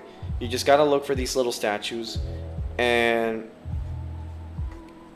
you know, you get these side stories. They're fun, they're quirky, and then you get to the ending, and you're like, but I like this character. And most of the game is just like that. A lot of side stories, or a lot of side comments, or a lot of side characters, where every time there's an event, you want to talk to them. And that's a thing that I really want to, you know, as I work on my own game, it makes me think, okay, I want to think about doing something like that. It's a lot of work, and I'm sure they had a ton of writers for that. Not a ton, but a few writers that were very dedicated to that. But hell, like, it was that level of attention to detail, where each character had a different reaction to whatever was going on. And I thoroughly enjoyed that. Because you know what it did? It made the world feel lived in. It didn't skimp out on having generic NPCs that like a few look the same, or like they recycled sprites and stuff. Like, no. In the case of New Dam City, for example, the goons, there's a point why they look the same, and it's they're just goons. And I'm sure I'm sure they have to cut corners in a few places, but you know, they doesn't, like, you can overlook for something like that, because a goon normally in like TV shows and stuff like that, the goons they just all look the same, because they're just thugs. I don't give a fuck. But yeah, this game not only did it go out of its way to design NPCs to 99% all of them be different, even the monkeys and stuff like that. They made them unique in their dialogue too. Like, they didn't just spout generic dialogue. There was, you know, we have characters like Ballsack Joe and stuff like that. They all each had something to offer in terms of their own stuff. Like, yeah, I get it. Like, not all NPC dialogue is going to be like masterful writing, but they bothered. They cared. They cared enough to give them each one their own unique situation. Like the robot's wife, who asked me to knock before like walking in, because she didn't have a door. Their whole side plot of me like going find the husband and stuff, going to save the wife, because the robot is like, I'm sorry about what I said, I didn't mean it. Like, I'll work hard to get you a door. Like, I'll stop my gambling addiction and all that kind of stuff. Like, that's sweet. I really like that a lot. Really, really, really like that a lot. It really makes the world feel lived in. Like, the characters react to the situation appropriately. It's not like, you know, everyone reacts to Spider-Man the same way. No, like, each character, you know, assessed or confronted the situation differently. Some characters are like, I'm just gonna go gamble. Others were just like, you know, oh shit. And like Shitty Jan, like, as much as I hate the character, hey, I fucking hate the character. That's an emotion. The game made me feel an emotion for a character that's just like a copy of John, and he's only there for being a means to an end, you know, because he just needs to get John in trouble, and that's the whole character for shitty John. But they made me hate him.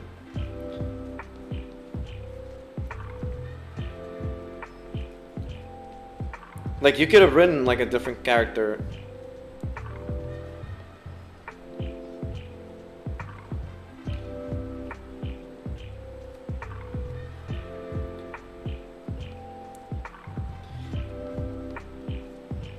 And I like that Solomon became like one of the main antagonists, but it wasn't.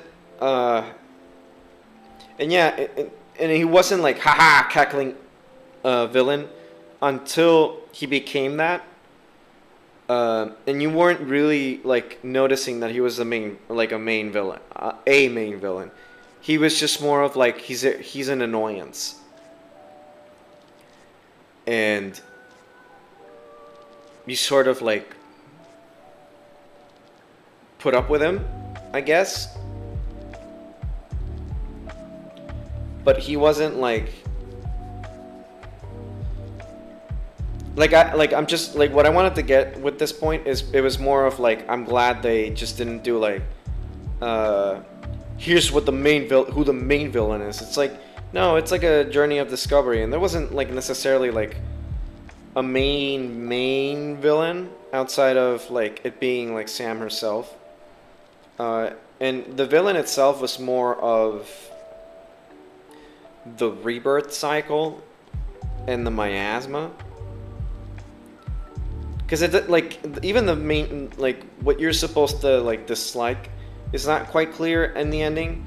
You were just more concerned of like, no, I just want to get Sam back and then I'll figure out the rest. At least that's how I felt about it. Like, I was just more of like, no, can I just get my daughter back? I don't really give a shit of what else happens.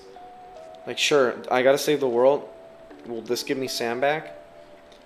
And, you know, they gave her back. You know, I've seen this trope before of the excuse me, do we know each other deal? But I was fine with it. I was fine with it. It's not that bad of a deal. Like, I was totally okay with that.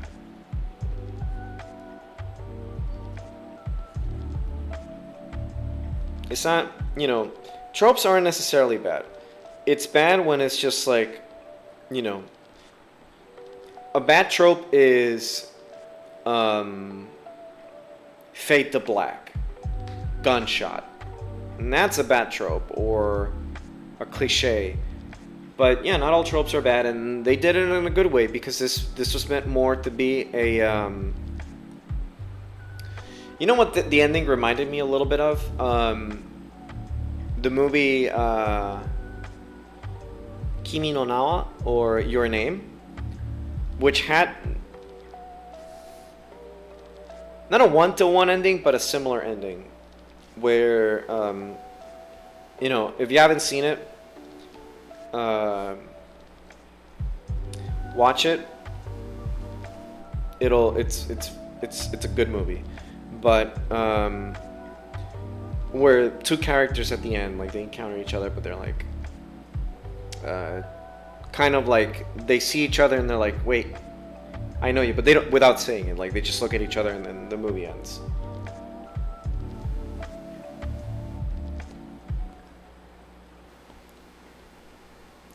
And I'm more of a sucker for endings that are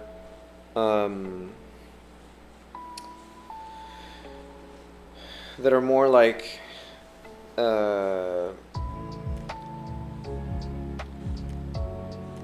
fully good rather than bittersweet, where it's like and Timmy got the bike that he wanted, and like I like those kinds of endings, just because my dumb horse brain needs that level of dopamine. Like, I want that ending. I want to be told that everyone's gonna be happy. And to a degree, this ending does do that, but they only do like a few characters. They don't do the rest of the cast, which I am okay with too. It wasn't that big of a deal that they didn't do everybody. So we don't need to see every single person. It didn't do like looking at all the characters and whatnot. It only did the few that we needed to know about. And notice I said need to know about, not want to know about. Because we don't need to know, for example, what Lee is doing. Because when we left New Dam City, we know that he's taking care of the town. So there's no, like, we don't need to know that he's doing that exact same thing, or that he has grandchildren, or whatever. Like, we don't need to see that. William, we did kind of need to see that because he kind of left in a rush. And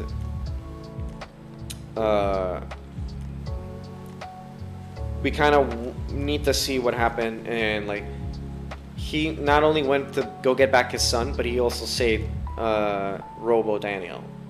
So that's something that we kind of, I don't want to say like, now I'm thinking like, we didn't need to see Daniel, but it was necessary for us to see it, because that's kind of the only thing that was left up to interpretation that wouldn't have been good, because then people are gonna be like, no, I fucking hate William. He's a piece of shit. He left his son, and now his robot is dead because he just whatever. But no, they wanted to complete his character arc, and they actually ended on a good note where it's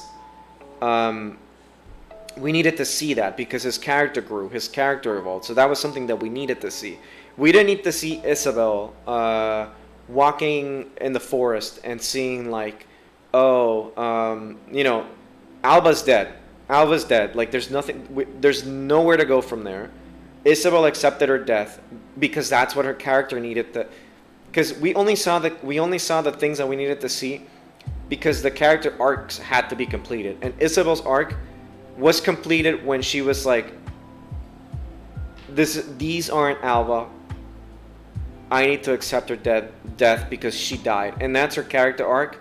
And whatever she's doing, she could fucking be a forest ranger like Android 17 for all we care. Doesn't matter. Whatever she does is not our problem. Move on. Like, she's not Sam. She's not John did what he needed to do. Stop her. He didn't kill her or anything. He's just like, you need to fucking move on with your life. Like, that's what Alva would have wanted. And that's why we didn't get like a post-credit, like a dumb post-credit, where Alva's like walking around and it's like, no, we know she's alive. Whatever she did with her life, that's kind of like, she probably went somewhere to where like her help is needed. She worked for Lee or something. Like, it's open up to speculation unless they ruin that and they're just like, no, here's what happened. What I do want to see is the game from Isabel's perspective, where they do like a Isabel mode that's maybe 3-4 hours long, and it starts from the point that you leave Hot Rock Isle, and then you just see like a few sequence of events and stuff like that, and you get a little bit more into the relationship of Isabel and Alva. That would have been fun, because we get a glimpse of the relationship, but not like a really deep thing. We just know Isabel is like obsessed with Alva, and Alva likes her, but that would have been something cute to see. Which I don't know if they're gonna do like a manga or like something like that, which seems like that might be in the cards. I don't know. But yeah, another thing. The reason why, but obviously we did get to see Sam again, all like more grown up, and I'm okay without knowing the intricacies of whether she lived or ended up. This is definitely a different Sam, for sure.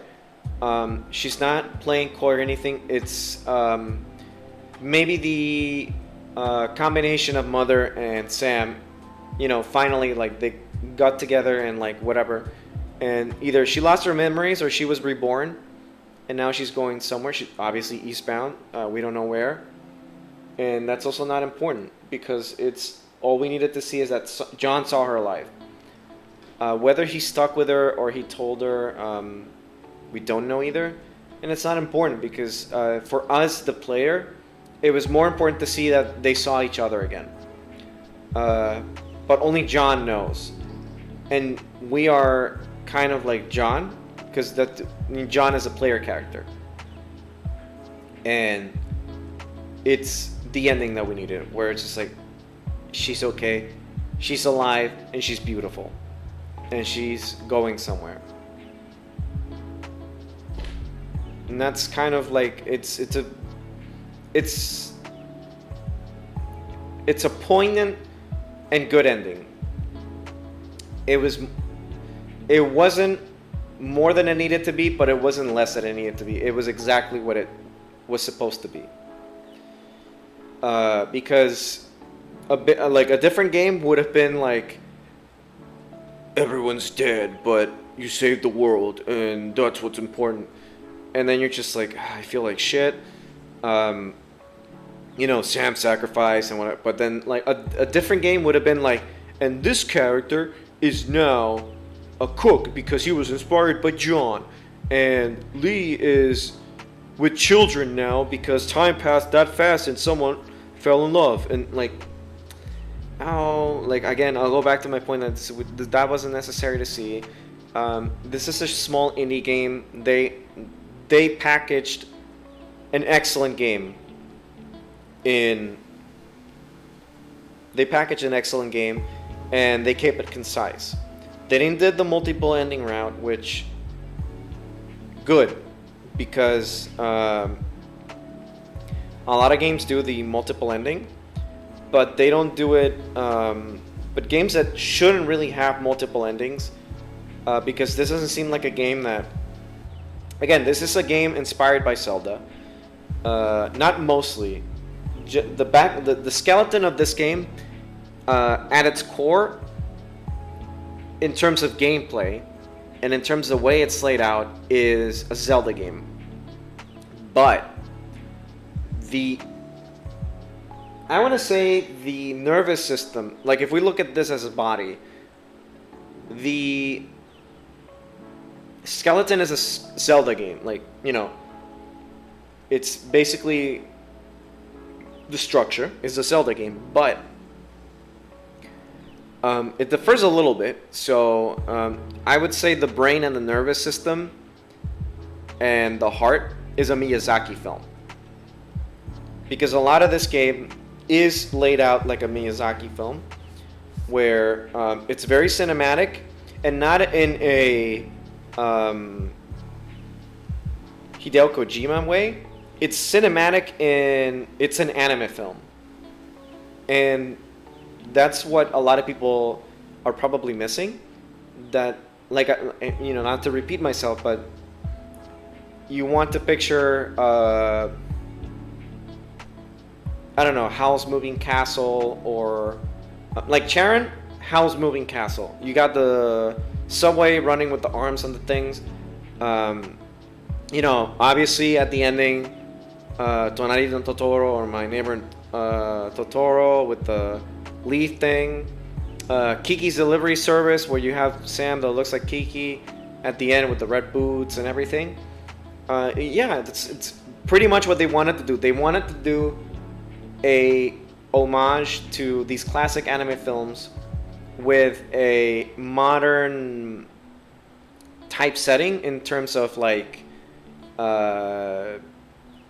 what you see in a lot of modern plots and games and stuff like that, and a classic gameplay, which is a Zelda game. You get your pans, shotguns, and bombs and stuff like that.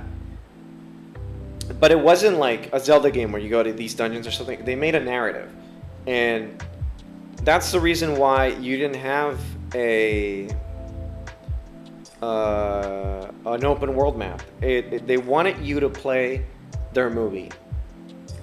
They wanted you to play this anime movie, and throughout the entire game, it did feel like that. It felt like an anime show, or like a very long movie, because you had all these like wacky characters and stuff like that all were very memorable.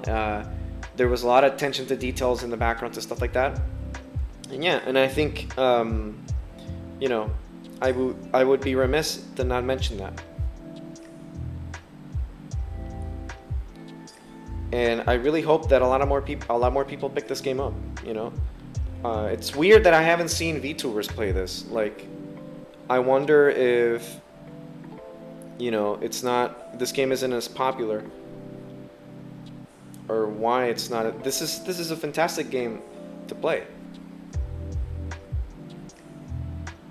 I played it. It's a 20-hour game, but I think you can play it in a shorter time. But this is a good game to stream because it's not like it doesn't leave you like. First of all, you want to continue playing, but it's also not lofty, where you have a lot of like RPG types where like it's always heavy moments, and you're like, you know, it makes you feel tired after like, even if you're enjoying it, once you're done playing it, you're tired. But this game, you're done, like you finish playing like a segment, and you're like, okay, this is a good stopping point. But you're like, you are. It feels like playing a session of Animal Crossing, where you're like, okay, I'm done, and you're just happy that you watered your plants or something. This game is kind of similar. Because the heavy moments are like heavy, but they do a good job to like ease you into the next section. So you're able to like, you know, get through a heavy part of the story, but then, you know, you move on and you're like, you can take a break, like a breather, and then like leave, go do something else, and you know, you're like, oh, you really want to play, you know, I want to play it. I want to. Thinking about Sam. Not sure if that makes any sense, but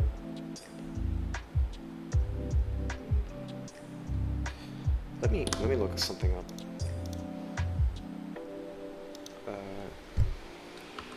Eastward.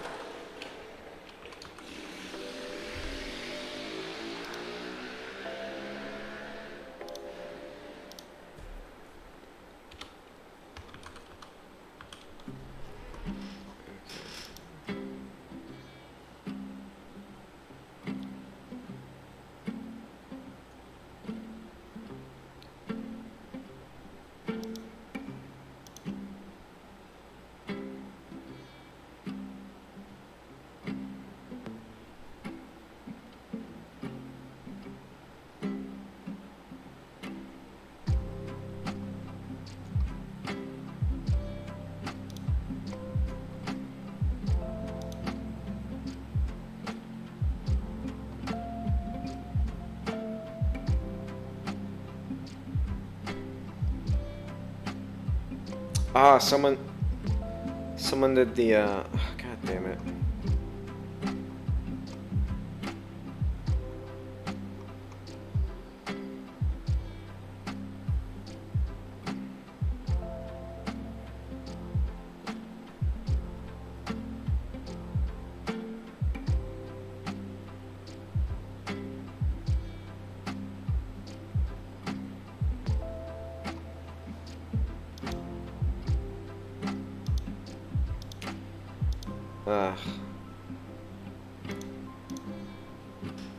Oh, nice. Hope you enjoyed your nachos.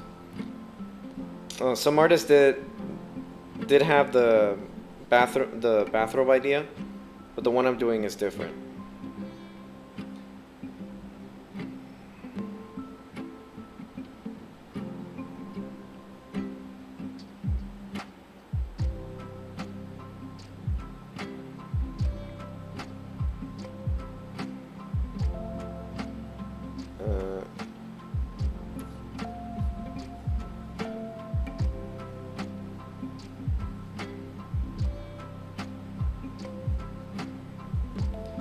Oh wait, yeah, I'm an idiot. I was looking for references.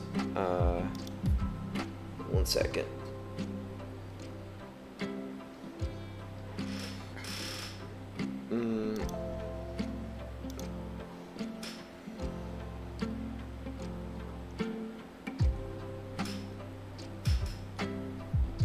Okay, there we go.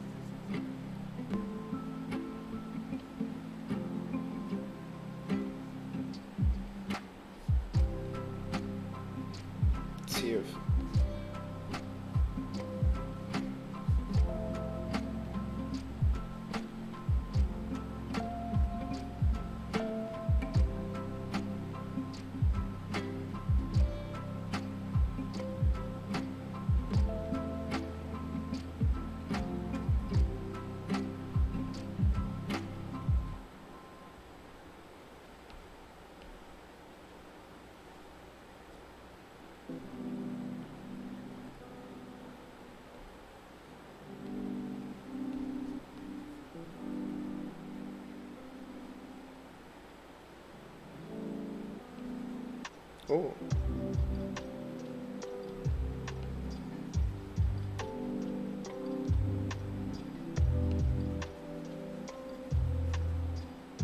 Okay, I need to erase this. This is confusing me a lot. Okay, there we go.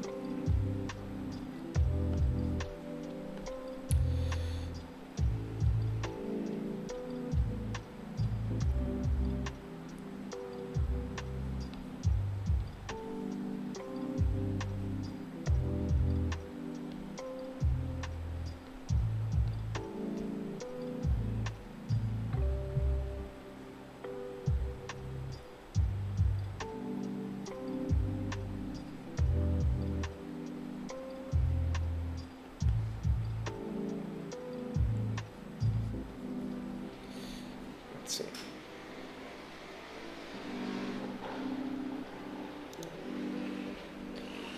All right.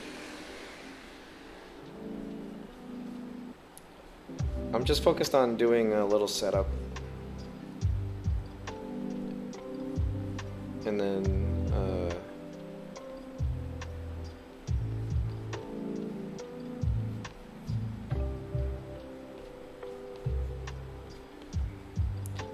it's 10:40, okay.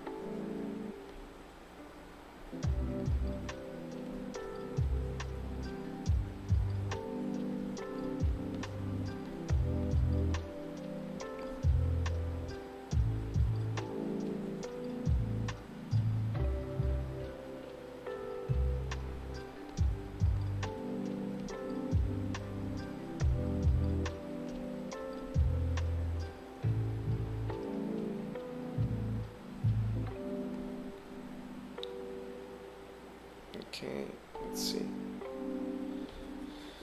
Yeah, so let's see.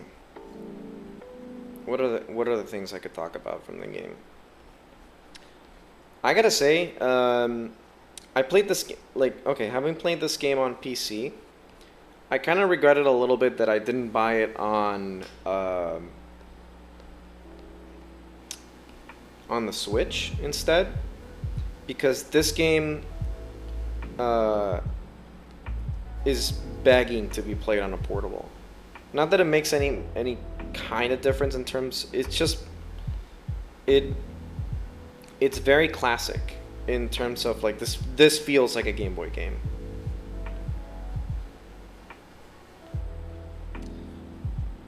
It very much does.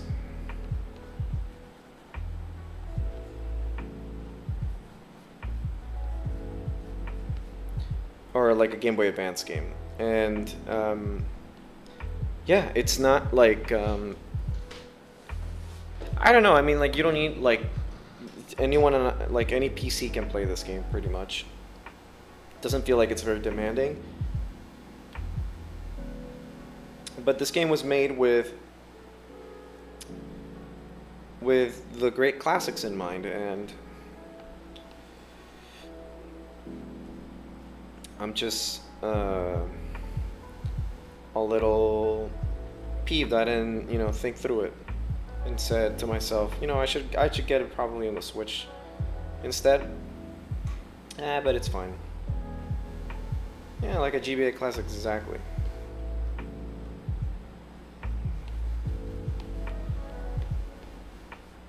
Okay.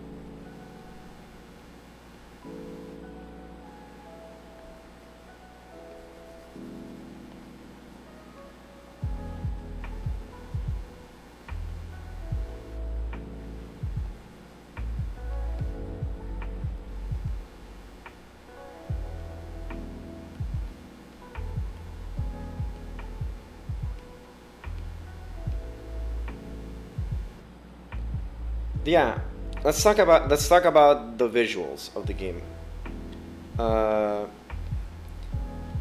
So the pixel art, this is done by people who love the art of pixel. It wasn't done, and here's something that's important to notice about this game. This game didn't fall in the trope of, oh, retro means pixel art, where retro is like, you know, fucking an Xbox 360 game is now considered retro. An Xbox or like a PlayStation 2 game is retro, and by their standards, like, don't like it's not like this. The pixel art in this game does not really fall in the indie trap of doing pixel art because it's a retro game and it's an indie game, and it's gotta have retro because it's gotta have pixel art. And like, no, it was done pretty well. It didn't use pixel art as a crutch. It used it as a goddamn canvas. These people understand pixel art to a deep level, and they used it in the best way they could. They did solid animation with pixel art. It wasn't like a lot of things had unique animations. They did visually looking, like they did a lot of stuff that was well done in terms of pixel. Even Sam's expressions, like, very well animated. A lot of the game didn't shy away from, this pixel art is a lot of fucking work, and there's a lot of very exaggerated stuff in the game that I just cannot wrap my head around how much work they had to put in for that. And I'm just like amazed, really. Because it's literally like, what can you say, really? I'm glad, I saw this, like when I saw this game first, visually I thought it was like, oh, like, I wonder what like this is. It's like another pixel game. But I'm glad this game was a pixel art, because it would not have worked any other way. This game would have not worked in 3D. I personally thinking, I don't think this game would have worked well in 3D. And they didn't even do like a faux pixel in 3D. They did full 3D, and so they only cut corners when it came to certain things. But it wasn't even like a cutting corner. It was like they mixed 3D with the game, and that was good, because water's fucking hard to do in pixel, and it wouldn't have looked good if they had like, this like weird water effect in pixel, and they went and did like a simple like crystalline water effect in 3D, and it worked well with the game itself. And some, Sam's attack in 3D, it wasn't, and again, like, they combined things in a proper manner. They did a good job. It's just like visually, this game is this baller. If there's like, if there's like any aspiring pixel artist, like, look at this game. Seriously, there's a lot you can learn, and indie developers that are thinking of using like pixel art as like stop using pixel art as a crutch, or like, I'm gonna make my game in pixel art, and look at how they're doing this game, like how they did this game in terms of visuals. I'm not saying everybody has to push their development levels, because this is an entire team, and not every indie developer, has an entire team. But look at what they're doing. And if at the moment you don't have a full team that you can do something like that with, at least don't skim out, because from here on out, if I play like another pixel game, there has to be a point until of why it looks like a pixel game, or why, you know, like, does it make sense visually why it looks this way? Because if it's part of the gameplay, I get it, but if it's not, like, you know, and it's not that people can't do pixel games, like, I get it, like, some indie developers, like, have a hard time, but seriously, I don't play a whole lot of pixel games just because of that, because it's like the pixel aesthetic is like overdone. No, like, I want to play a game where it feels like a breath of fresh air. And I get it, like, me myself, I'm working on another RPG Maker game, and I get it, like, it's like, but, you know, still, like, try to, like, whatever you're working on, like, just try to push it, like, push it a little more, you know, don't skim out. These guys didn't, and I appreciate the hell out of it. Okay.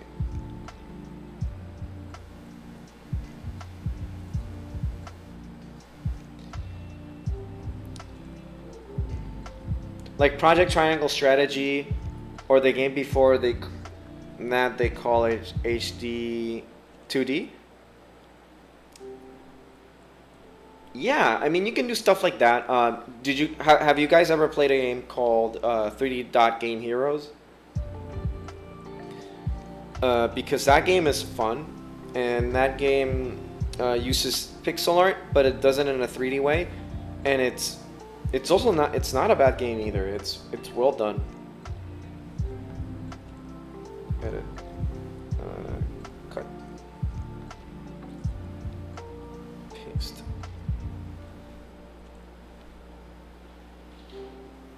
I really like 3D Dot Game Heroes.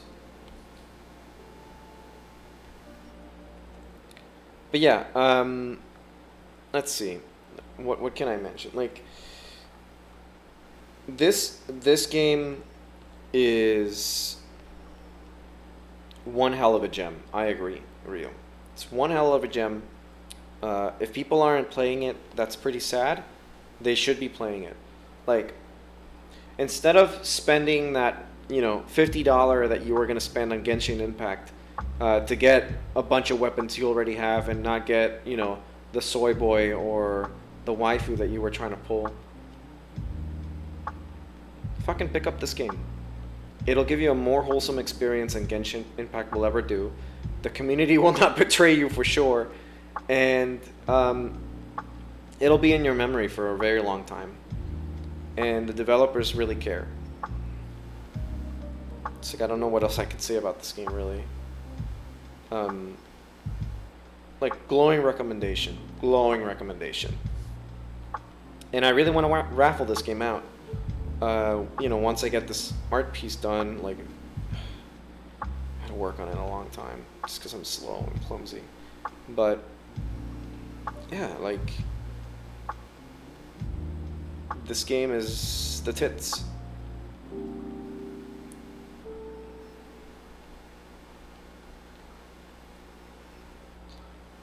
Like, I think Jojo talked about it, but he mentioned that it had the unfortunate, you know, it was unfortunate that the scheduled release was this, and I hope it gets popular, because I think the problem is that this game came out when Deltarune came out, which, fuck. But I hope people, like, yeah, like, it's unfortunate this came out when Deltarune 2 came out, because this game is a superior equivalent, like a superior game, a much superior game. Even though they're, like, different, this game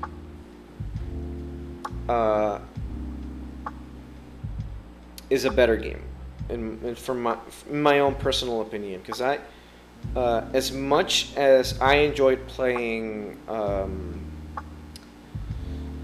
Undertale, it's one of those games where I'm like, I played it, it's alright. It's like, you know, the developer did, like, Toby Fox did a good job, but it's not, like, fuck it, I don't I don't care. But this is like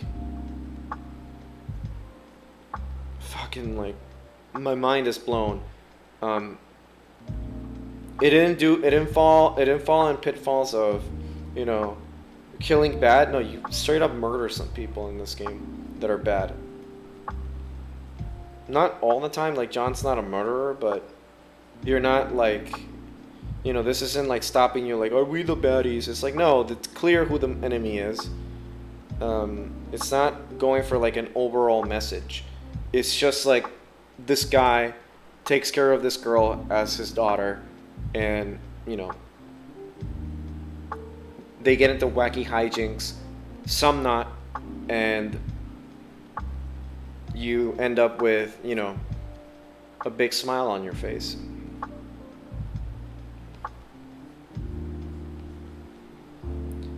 This game should be on everyone's like Steam library, or, you know, and then Switch library, or wherever, you know, wherever you get your kicks.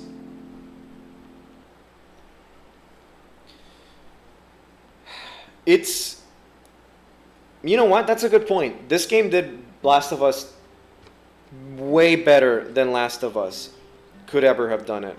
And you know what? It's actually a game. It's not a cop-out movie with terrible writing. This is a better Last of Us.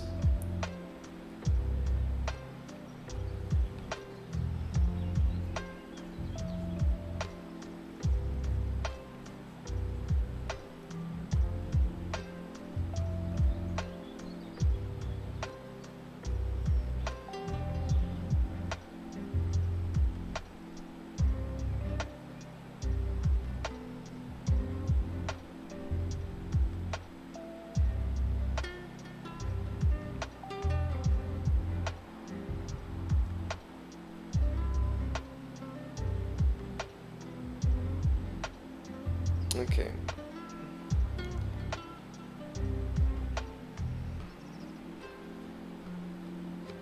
Oh, wait. No, I gotta...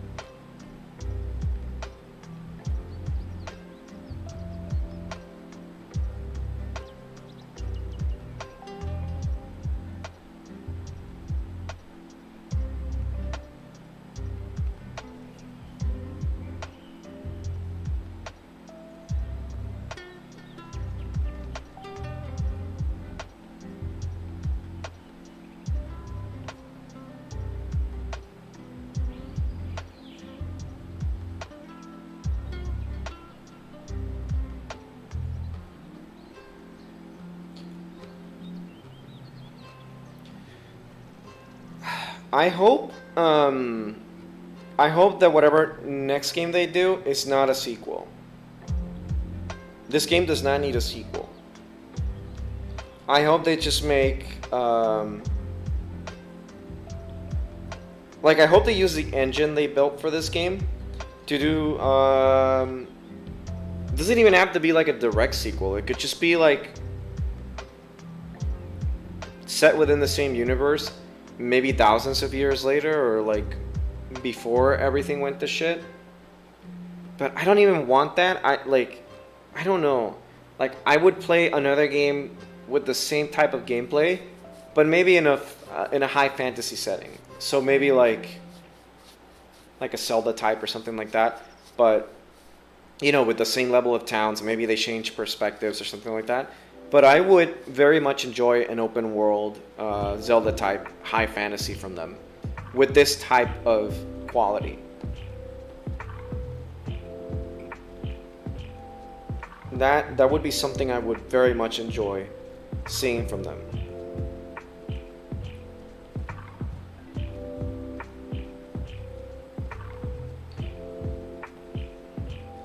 Hell, fucking Nintendo, they should give them, they should let this studio make the next Zelda top-down game. They're handing out weird studios to do their games, so why not let this company make the next Zelda? It could be like a completely different Zelda. Hey, ando dibujando Eastward.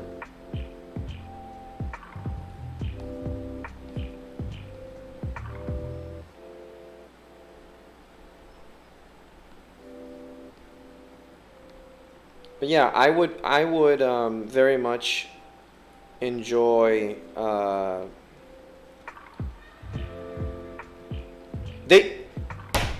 I'm gonna champion for them. Pixel, like this company Pixel should design the next Zelda. They should. They should make the next Zelda. Yeah, like Zelda did like Capcom did the Zelda in the GPA or the GBC or whatever. They should make the next Zelda for the Switch, and just do it like, you know, like they did this game. Or you know how they did that like shitty remake that they charged $60 for, that was like in 3D of Link's Awakening. They should grab the Capcom games and just remake them from the ground up in this type of fashion, like do the big cities or something, or just make an entirely new game. Which I would be more interested in seeing a new game from them in the Zelda universe. Like with this level of quality, holy shit, they would just kill.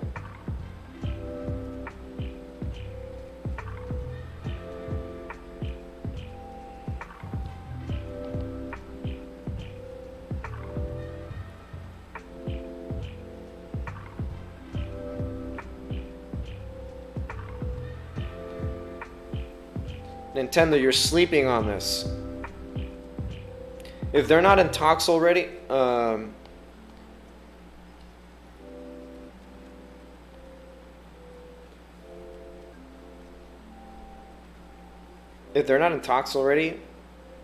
they're sleeping on it. They're literally sleeping on it.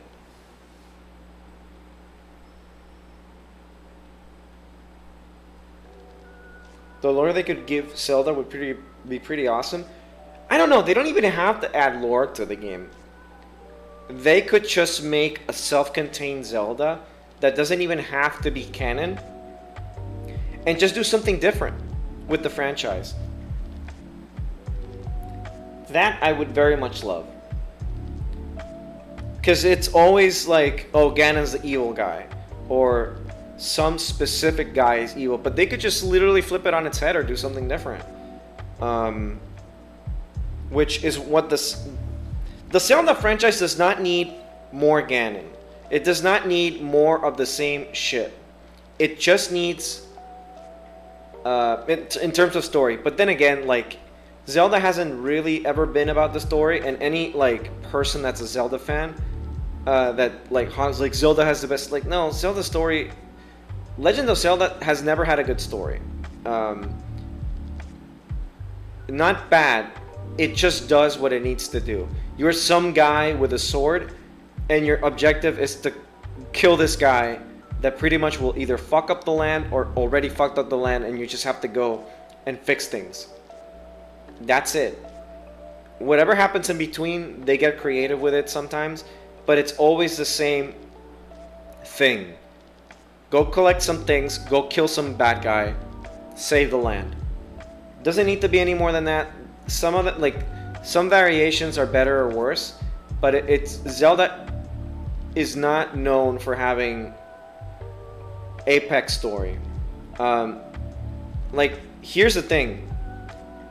Majora's Mask is probably, I mean, in my opinion, like, I like Legend of Zelda Ocarina of Time the best, but Majora's Mask, for me, has the best, or the most interesting story, because it does none of those things. It literally is, where the fuck am I? What the hell's going on? I gotta wake up these bearded giants because the moon's falling down. And there's no like genuine evil in the game. Like, yeah, there's a Majora, but it's like most of the game is like unique in the aspect because you beat like Majora isn't necessarily like it's the incarnation of evil. I get it, but it's not necessarily like Majora's like the pure evil in the same way that Ganon is. Majora's Mask just happened to fall into the hands of some kid and it possessed it, but the kid himself is not evil. Like, there wasn't any overarching, like, haha, I want to destroy the world because I want to rule it. It was just like, I want to destroy the world because that's just evil. That's it. I don't have any other purpose. And that's not really like, it's like the Kefka plot, where it's like Kefka just wants to destroy the world. Why? Just because fuck it. I don't care. And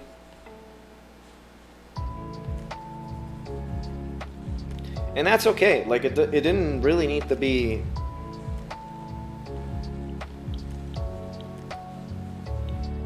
It didn't really need to be anything. So yeah, I would be interested in seeing what this studio would do with like a genuine Zelda. I don't want it to be a reboot. I don't want them to reboot a series. I want them to make their own thing. And these people would make an amazing game. I have no doubt in my mind. The problem is because I don't know. I don't trust Nintendo to make good Zeldas anymore in terms of story. Because the last great Zelda game for me was Twilight Princess. I mentioned this before, but Breath of the Wild, it's a good game, but it's not. It's I don't know. It's just like it felt like a test run. I feel like they were trying to like perfect the Zelda engine, but not necessarily. But they didn't make the best game that they could have made. Because for me, even if it's the point, and I've been yelled at for this, but even if, like, for me, it was just more of like an empty game. There was nothing to do. You're just wandering aimlessly. There's no quests. I mean, there is, but there's barely any. And I get it, like, it's empty. But, like, within 100 years, wouldn't have people, like, repopulated? Things would have been marching up. And people would have been trying to get ready for Ganon. Like, it felt like the entire world was in stasis and nothing happened in 100 years that you were asleep. And I just didn't. One second.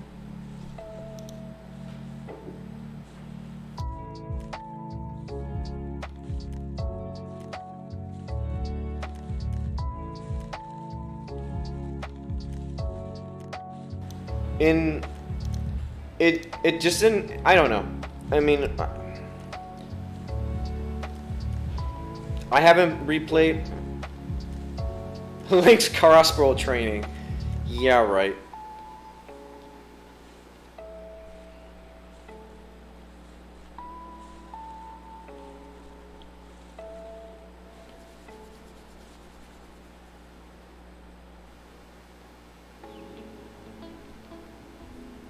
I like the idea of Twilight Princess. Here's the thing. Twilight Princess, if they reboot it, well, I mean, they already did, kind of. But if they had, if they were going to remake any game, Twilight Princess with the Breath of the Wild concept or engine, this could work. That would have worked.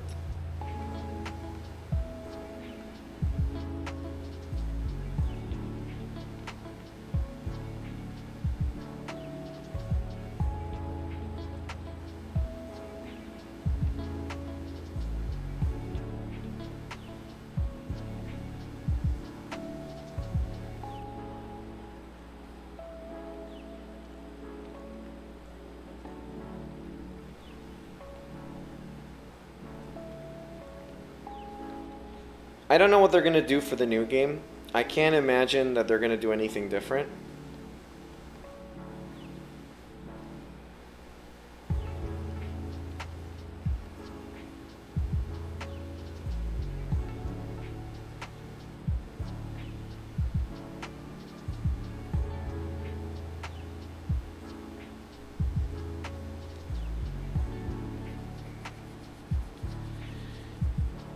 I like. I'm trying to think of like. Oh God, that was a voice crack. I'm trying to think of like side characters in Zelda games. Wait, what if the future game that with Midna that takes place in the border? I don't know. I mean, you know what I would be interested in seeing? I would be interested in seeing a story where, because you know, like I don't know how well you guys are aware of what the plot is of the overarching plot of Zelda, which is something that I'm not. I get, but it's also not very like. It's an excuse to have the same characters over and over, and it's that you have a rebirth cycle for all these three characters: Link, Zelda, and Ganondorf. So every time Ganondorf's killed, he gets reincarnated in some like manner, and Link Link is like made in a cloning factory somewhere, and he's like put again in the same fashion. And same with Zelda, her hair changes every game. But I kind of wish they would do a game where maybe Ganondorf is self-aware of the cycle and he's trying to break from it, and like the guy that's like, you know, the evil Calamity reincarnated in is like this Ganondorf or Ganon or whatever is aware of this, of like the evil that resides in him, and he's just like trying to like break free from the cycle and actually like be the last game in the series or the timeline or whatever, and just be, it would be fun that maybe not you don't play as Link's as Ganondorf, but you know throughout the time you meet him throughout the game several times, and he's just trying to like fight whatever is inside of him, and Link is just, and you're like Link, since he's a silent protagonist, he's just like, I don't know, I need to swing, and then you know as you progress, maybe not that Zelda would end up being the bad one, but it's more of like up in the air of who's the bad guy or not, and you're just kind of like, do I want to keep the cycle going or do I want to break away from it? And maybe you have to sacrifice some things in the way and you end up being the bad guy. I don't know, like maybe this is a little too smart for Zelda.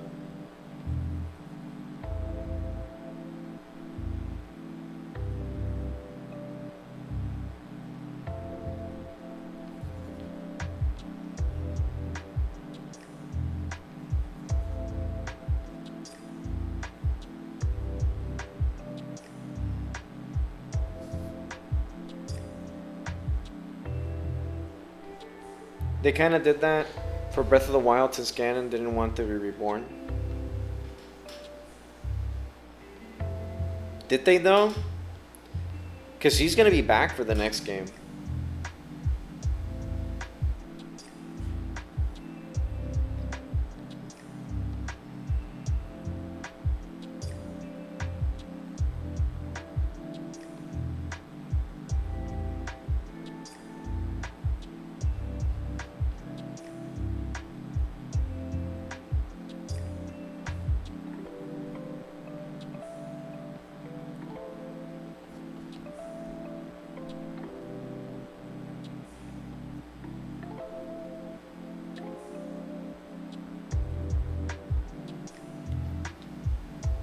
I don't know.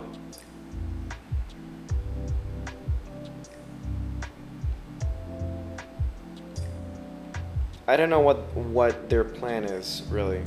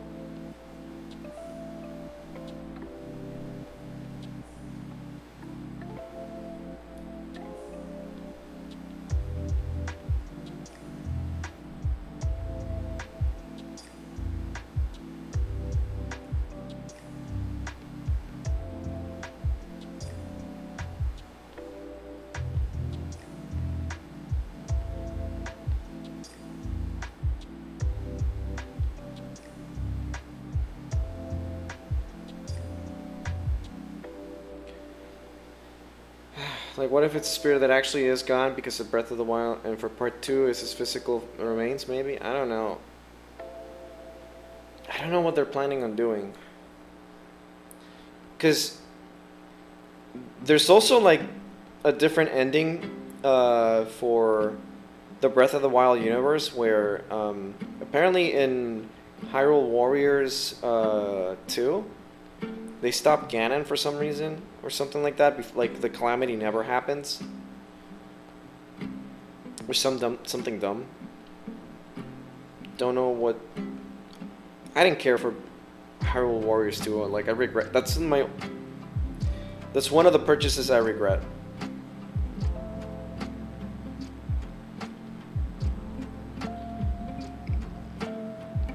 But apparently, like, that's kind of the plot, where, like, in this alternate universe, you stop the calamity from happening, or something like that.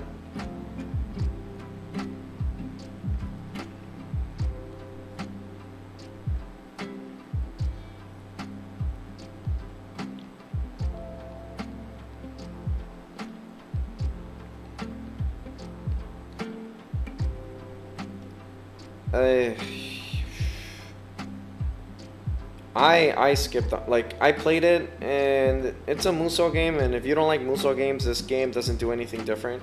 It's boring.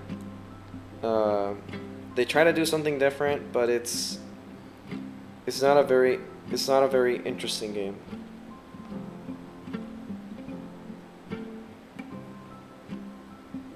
It's just like, oh, here's a Musou game, but it's Zelda again.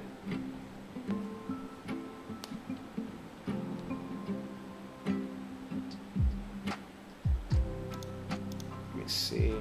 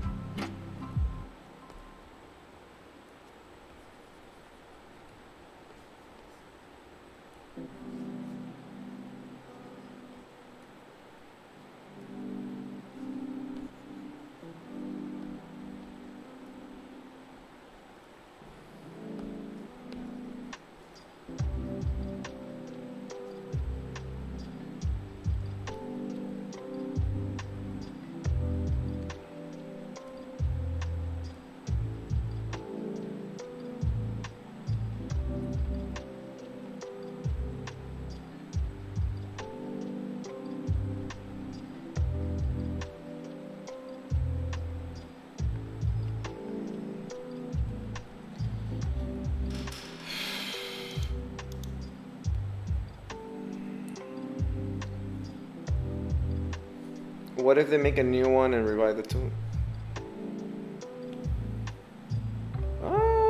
I would be okay with a new Toon Link, actually. But if I remember correctly, they were like gonna leave Toon Link for like top downs or something like that. I don't remember. Because now they got this like swanky new engine and you know, we got everyone on board for more. Why not make a Twinkle game like the female Link? Why not do a game like that where it's, I don't know, like an alternate universe and it's Prince Zorldo or whatever. I don't know.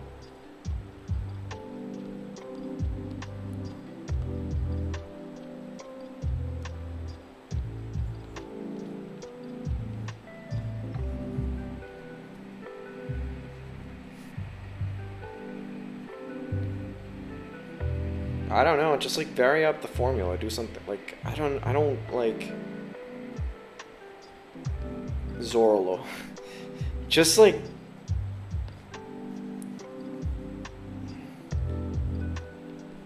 or give us a different character that, you know what would be cool? A world without Link.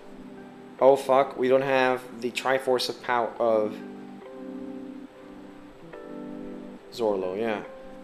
Like, we don't have Link, there's no Triforce of power, the fuck do we do? And some random character rises up, or a group of character rises up.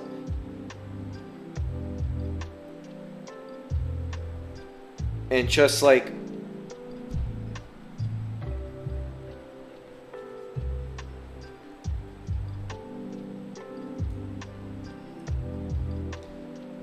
and literally like,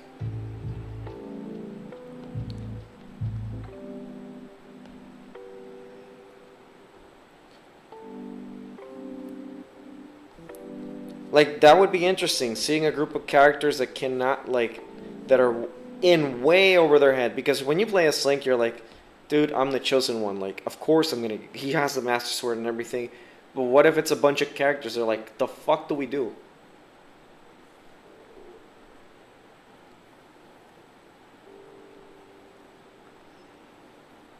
Que es un pinche juego para jalársela, pinche Nintendo. Reverse Wind Waker, where she saves him and he supports her through the final fights. I don't know, like, make... Just do, like, yeah, do a Four Swords, or do, like, just do a game where it's not Link. Fuck it, like, even if it's Linkle, what if she can't get the Triforce of Power because she's not directly, like, a Link... like the chain has been broken in some way, and you have access to the Master Sword, but you can't use the Triforce of Power or whatever, like the Courage or something, and you have to stop Ganondorf somehow, or you're this like random character. Link is gone. We have to stop Ganon somehow. The sages aren't showing up. We got like I gotta rile up people up for this. And you rise up in ranks or whatever, or like something, and you stop Ganon somehow. Like you manage to stop him. I don't know, or do something where like Link is there, but he's a dick. Can't talk, but he's kind of like an asshole. Just do something.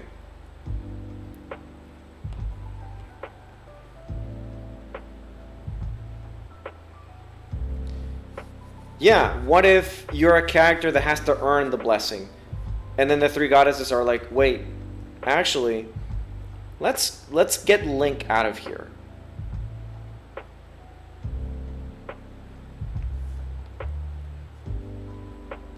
That would be funny too. It's just like the pot guy.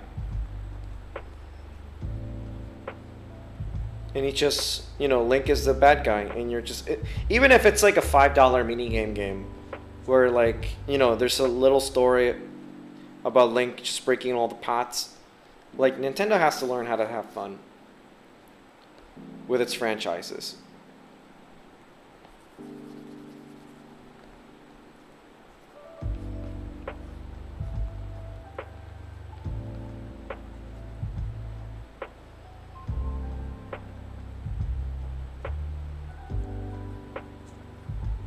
Yeah, but it's still Link. That's exactly what I'm saying.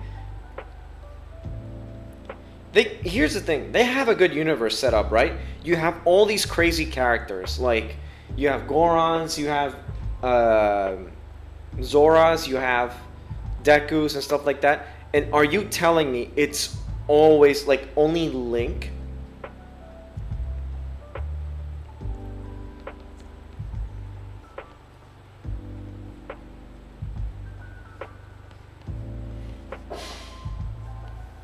Telling me only Link. Nobody else has given a shit about, like, anytime Ganon comes up, they're like, ah, fuck it. He'll show up eventually. Are you telling me that's what happens all the time? Pero hablar del futuro de Zelda no es algo absurdo. Es que tienen una historia sin Ganon, tendría que hacer después. Porque se supone que Link reencarna igual. No. That's what I'm talking about. Like, do something that breaks the cycle, really. Because it's more of like, or do something where like, in a different timeline. Who gives a shit about, like, I don't get why people give a shit so much about time. Like, to me, every Zelda game is self-contained. And if they do a sequel to that game, that's its own universe. Because every time you're thinking, oh, like the cycle or whatever, these people, like, when they made the games, they just didn't care. They're like, oh, it's a different Zelda. The fuck matter? Like, what doesn't matter?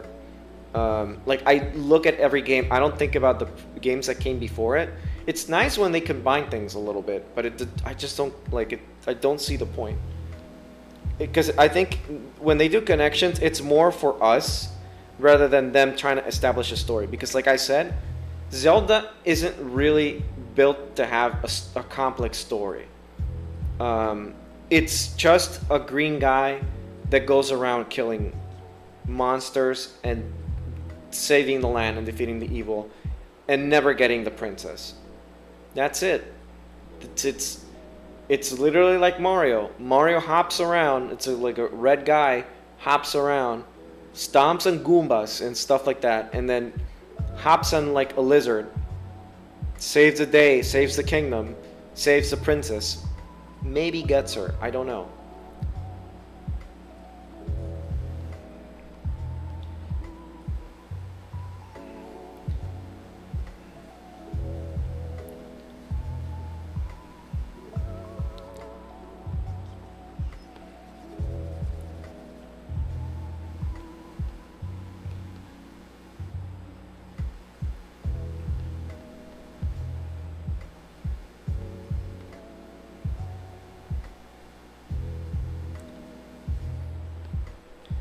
I don't know, the way Nintendo's going, it's probably going to be Miyamoto. What do we do for Zelda? Fuck it. Just only Link, Ganon, and Zelda. Everyone else is a generic thing. There cannot be any original characters because then people will get attached to the games and we can't sell anymore. Oh wait, that's Paper Mario.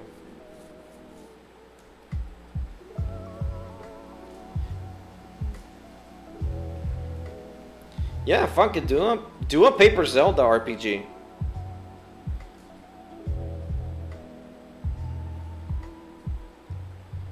Pues creo que si hacen un juego con una historia más desarrollada tiene que ser medio lineal y no de un mundo abierto. Yeah, maybe. Okay, here I'm gonna wrap up this drawing. It's 11.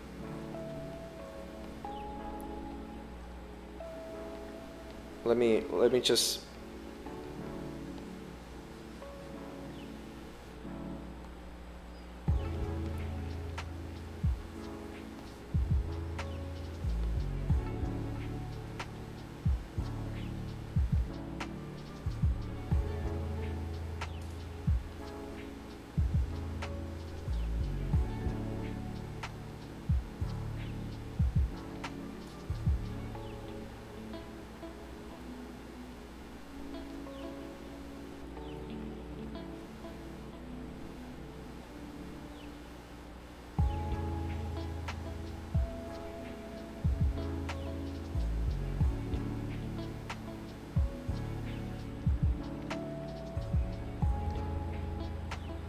I'm gonna move into talk mode for a second. Just let me Okay, so this is what it looks like right now. This drawing, I mean.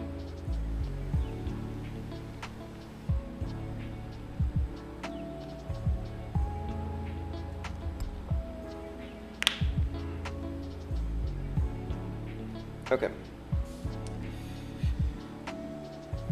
All right. Oh, I want to show you guys the other short stack drawing I'm doing. It's a poppy drawing, and it's something like this. That's a little Yep, this is what I wanted to show you. But yeah. Let's move to the living room. Let's chat a little bit, because we're getting into game talk and my brain's a little burnt out. But I'm okay with talking for like another half hour, 20 minutes.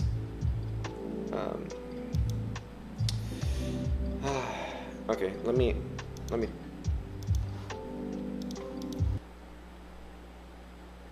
Okay. Let's just chat. So yeah. God, it's like 11:40. Yeah. So. Let me close this out. Yes, I want to exit. Okay. So.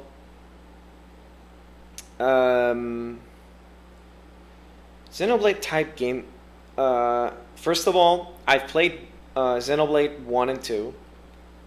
I like 1, the remake. I like the remaster or remake, whatever you want to call it. I like it the best. That's a fucking solid game. 2 I like, but it falls short in a few areas. It's very much like a Saturday morning cartoon in a lot of areas. So take that for what you will. I don't think Zelda would work. I don't know. Here's the thing though. Xenoblade type Zelda game is not something that I see working. Nintendo's so far up its ass with Zelda that I don't know how they judge what type of games they should make with Zelda. Because I feel like they don't branch out too much. I haven't played X. Because when X came out, I didn't have a Wii U, I think.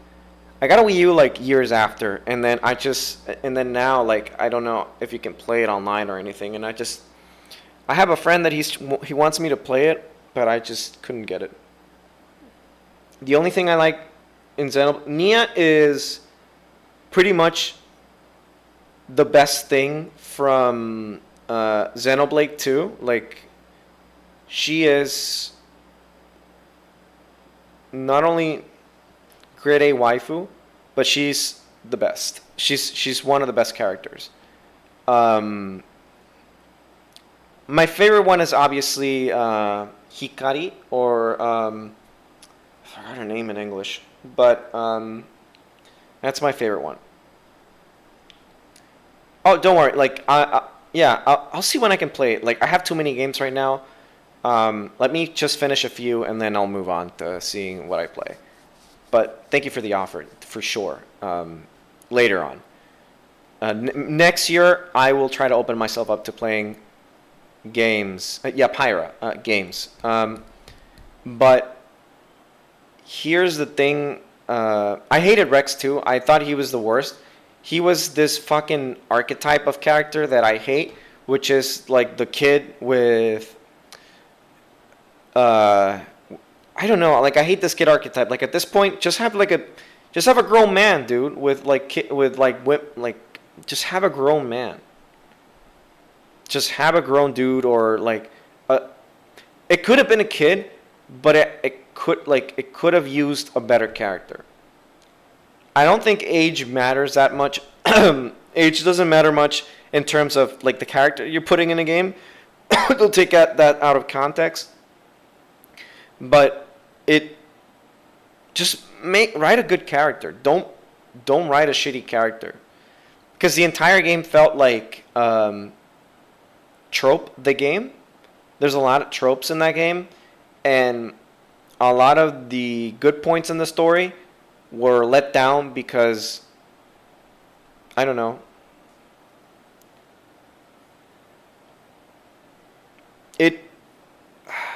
I didn't like Xenoblade 2. Because here's the thing. They are, like, first of all, this Monolith made, they made Xenogears. They made Xenoblade 1. They fucking made the Xenosaga series, which they should pick that up again. And then they make Xenoblade 2. But then they redeem themselves and make Xenoblade, the Torna, the DLC, which is far superior than the original game. And I don't know why they didn't use a Torna, what's it called? The main character from the DLC as the main character for the main game. Because he's a far better, like, he's not great, but he's a far better protagonist than Rex would ever be. Like, far better. Because he's an adult, he understands a few things, and he has some blunders and some stuff that you understand why he's like that, instead of just like, oh, we just wrote him like that because, wherein, like, a character like Rex, like, he lives with a fucking old dude. I imagine they get the rights from background score. And Xenosaga's complicated because it's Square and Bandai. Or no, it's weird. Who has it, like... It's like half Bandai or like Bandai Namco or something. It's weird. I don't understand.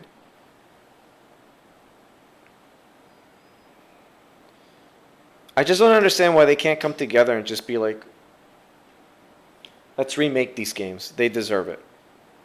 Because the problem with Xenosaga is that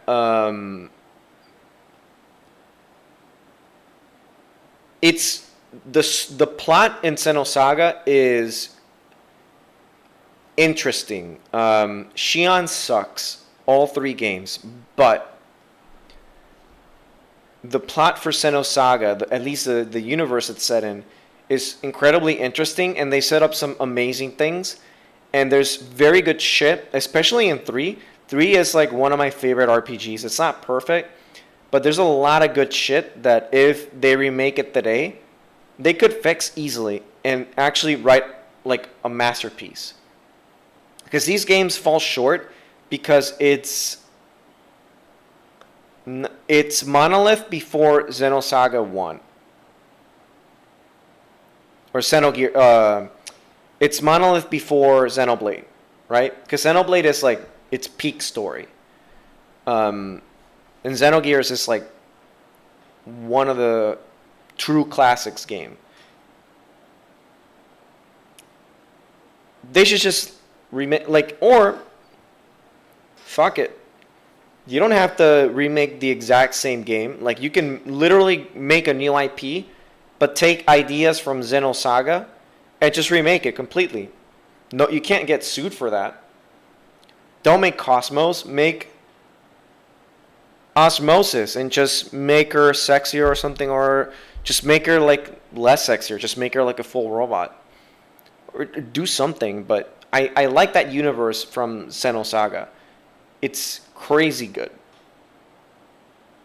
It's a shame they didn't pick it up again. And the game like didn't sell well. Because 3 like remedied a lot of the problems from 1 and 2.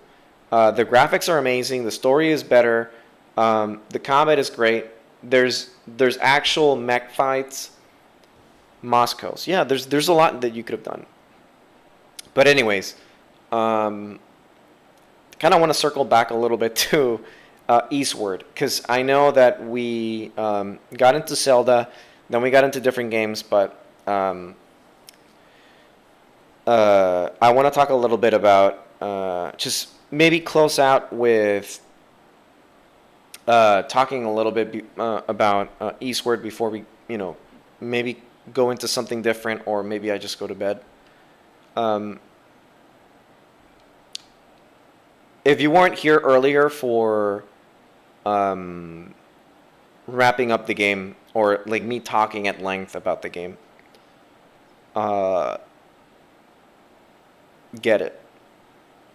Is kind of like the best summary I can say. This game, I was gonna say Earthbound. I showed her earlier. You're gonna show Poppy? I showed her earlier.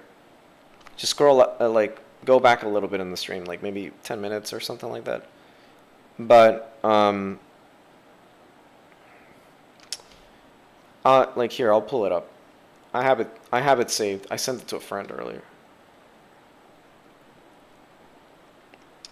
Where is it? Okay. I'll show it. Here, I'll just I'll pull it up.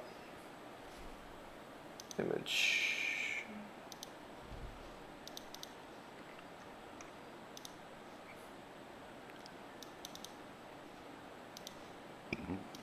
Yeah, this is what I'm working on for the next Yordle. Not the Eastward stuff. This is just like the next one I'm doing on my own time.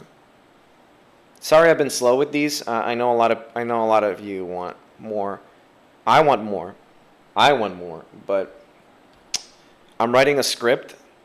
I'm doing this art, and I'm also doing fan art for Eastward, and I have to work on some more other art, and I have to prepare some stuff that a lot of people have been asking me to do. So, yeah, you're gonna have like, yep. And these past 2 days, today and yesterday I didn't do a whole lot of work, but it's just like my brain shut down. I'm not overworked or anything. It's just like, it's one of those times where like you just don't work. Where like you're just like my brain is somewhere else. Literally, like yesterday and today I was somewhere else.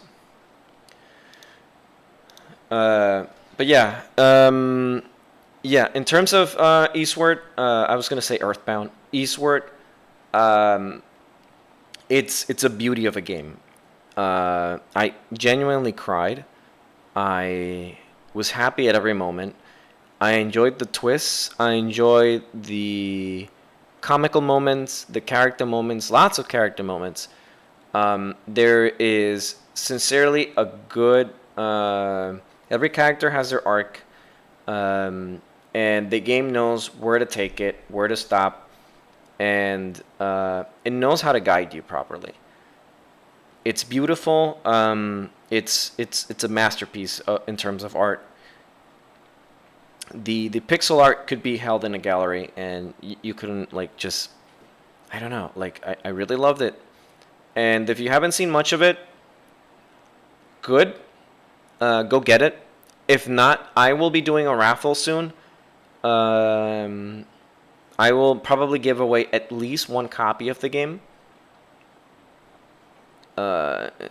Once I finish this art that I'm working on, it could be next week, it could be in 2 weeks, but I will for sure try to finish that art and do a raffle because I really love this game and I want people to seriously follow the account of the people that made this game and actually help the game get more recognition. Really, it's like this game is like 20 something hours and it's 20 something bucks. It's like $25. It's like for this beauty, like really, seriously, it's a Zelda-like, but it's its own beast, and I don't know what to say. It's a classic anime movie. Like I've already said, it's a Miyazaki movie. It's a whatever you want to call it. It uses all the inspiration it took from every like medium up until now. It used pop culture properly. It used its inspiration properly. And seriously, if you are able to afford it, please get it, or at least try the demo. At the very least, download the demo and try it. And if you really enjoy it, buy it or recommend a friend that could possibly be interested in it. Seriously, you're if you don't have it, you're definitely missing out. It's an amazing game. Or like, you know, just like you should spread the word. Check, you know, wait for the next game that these people make. Hopefully a Zelda game. But yeah,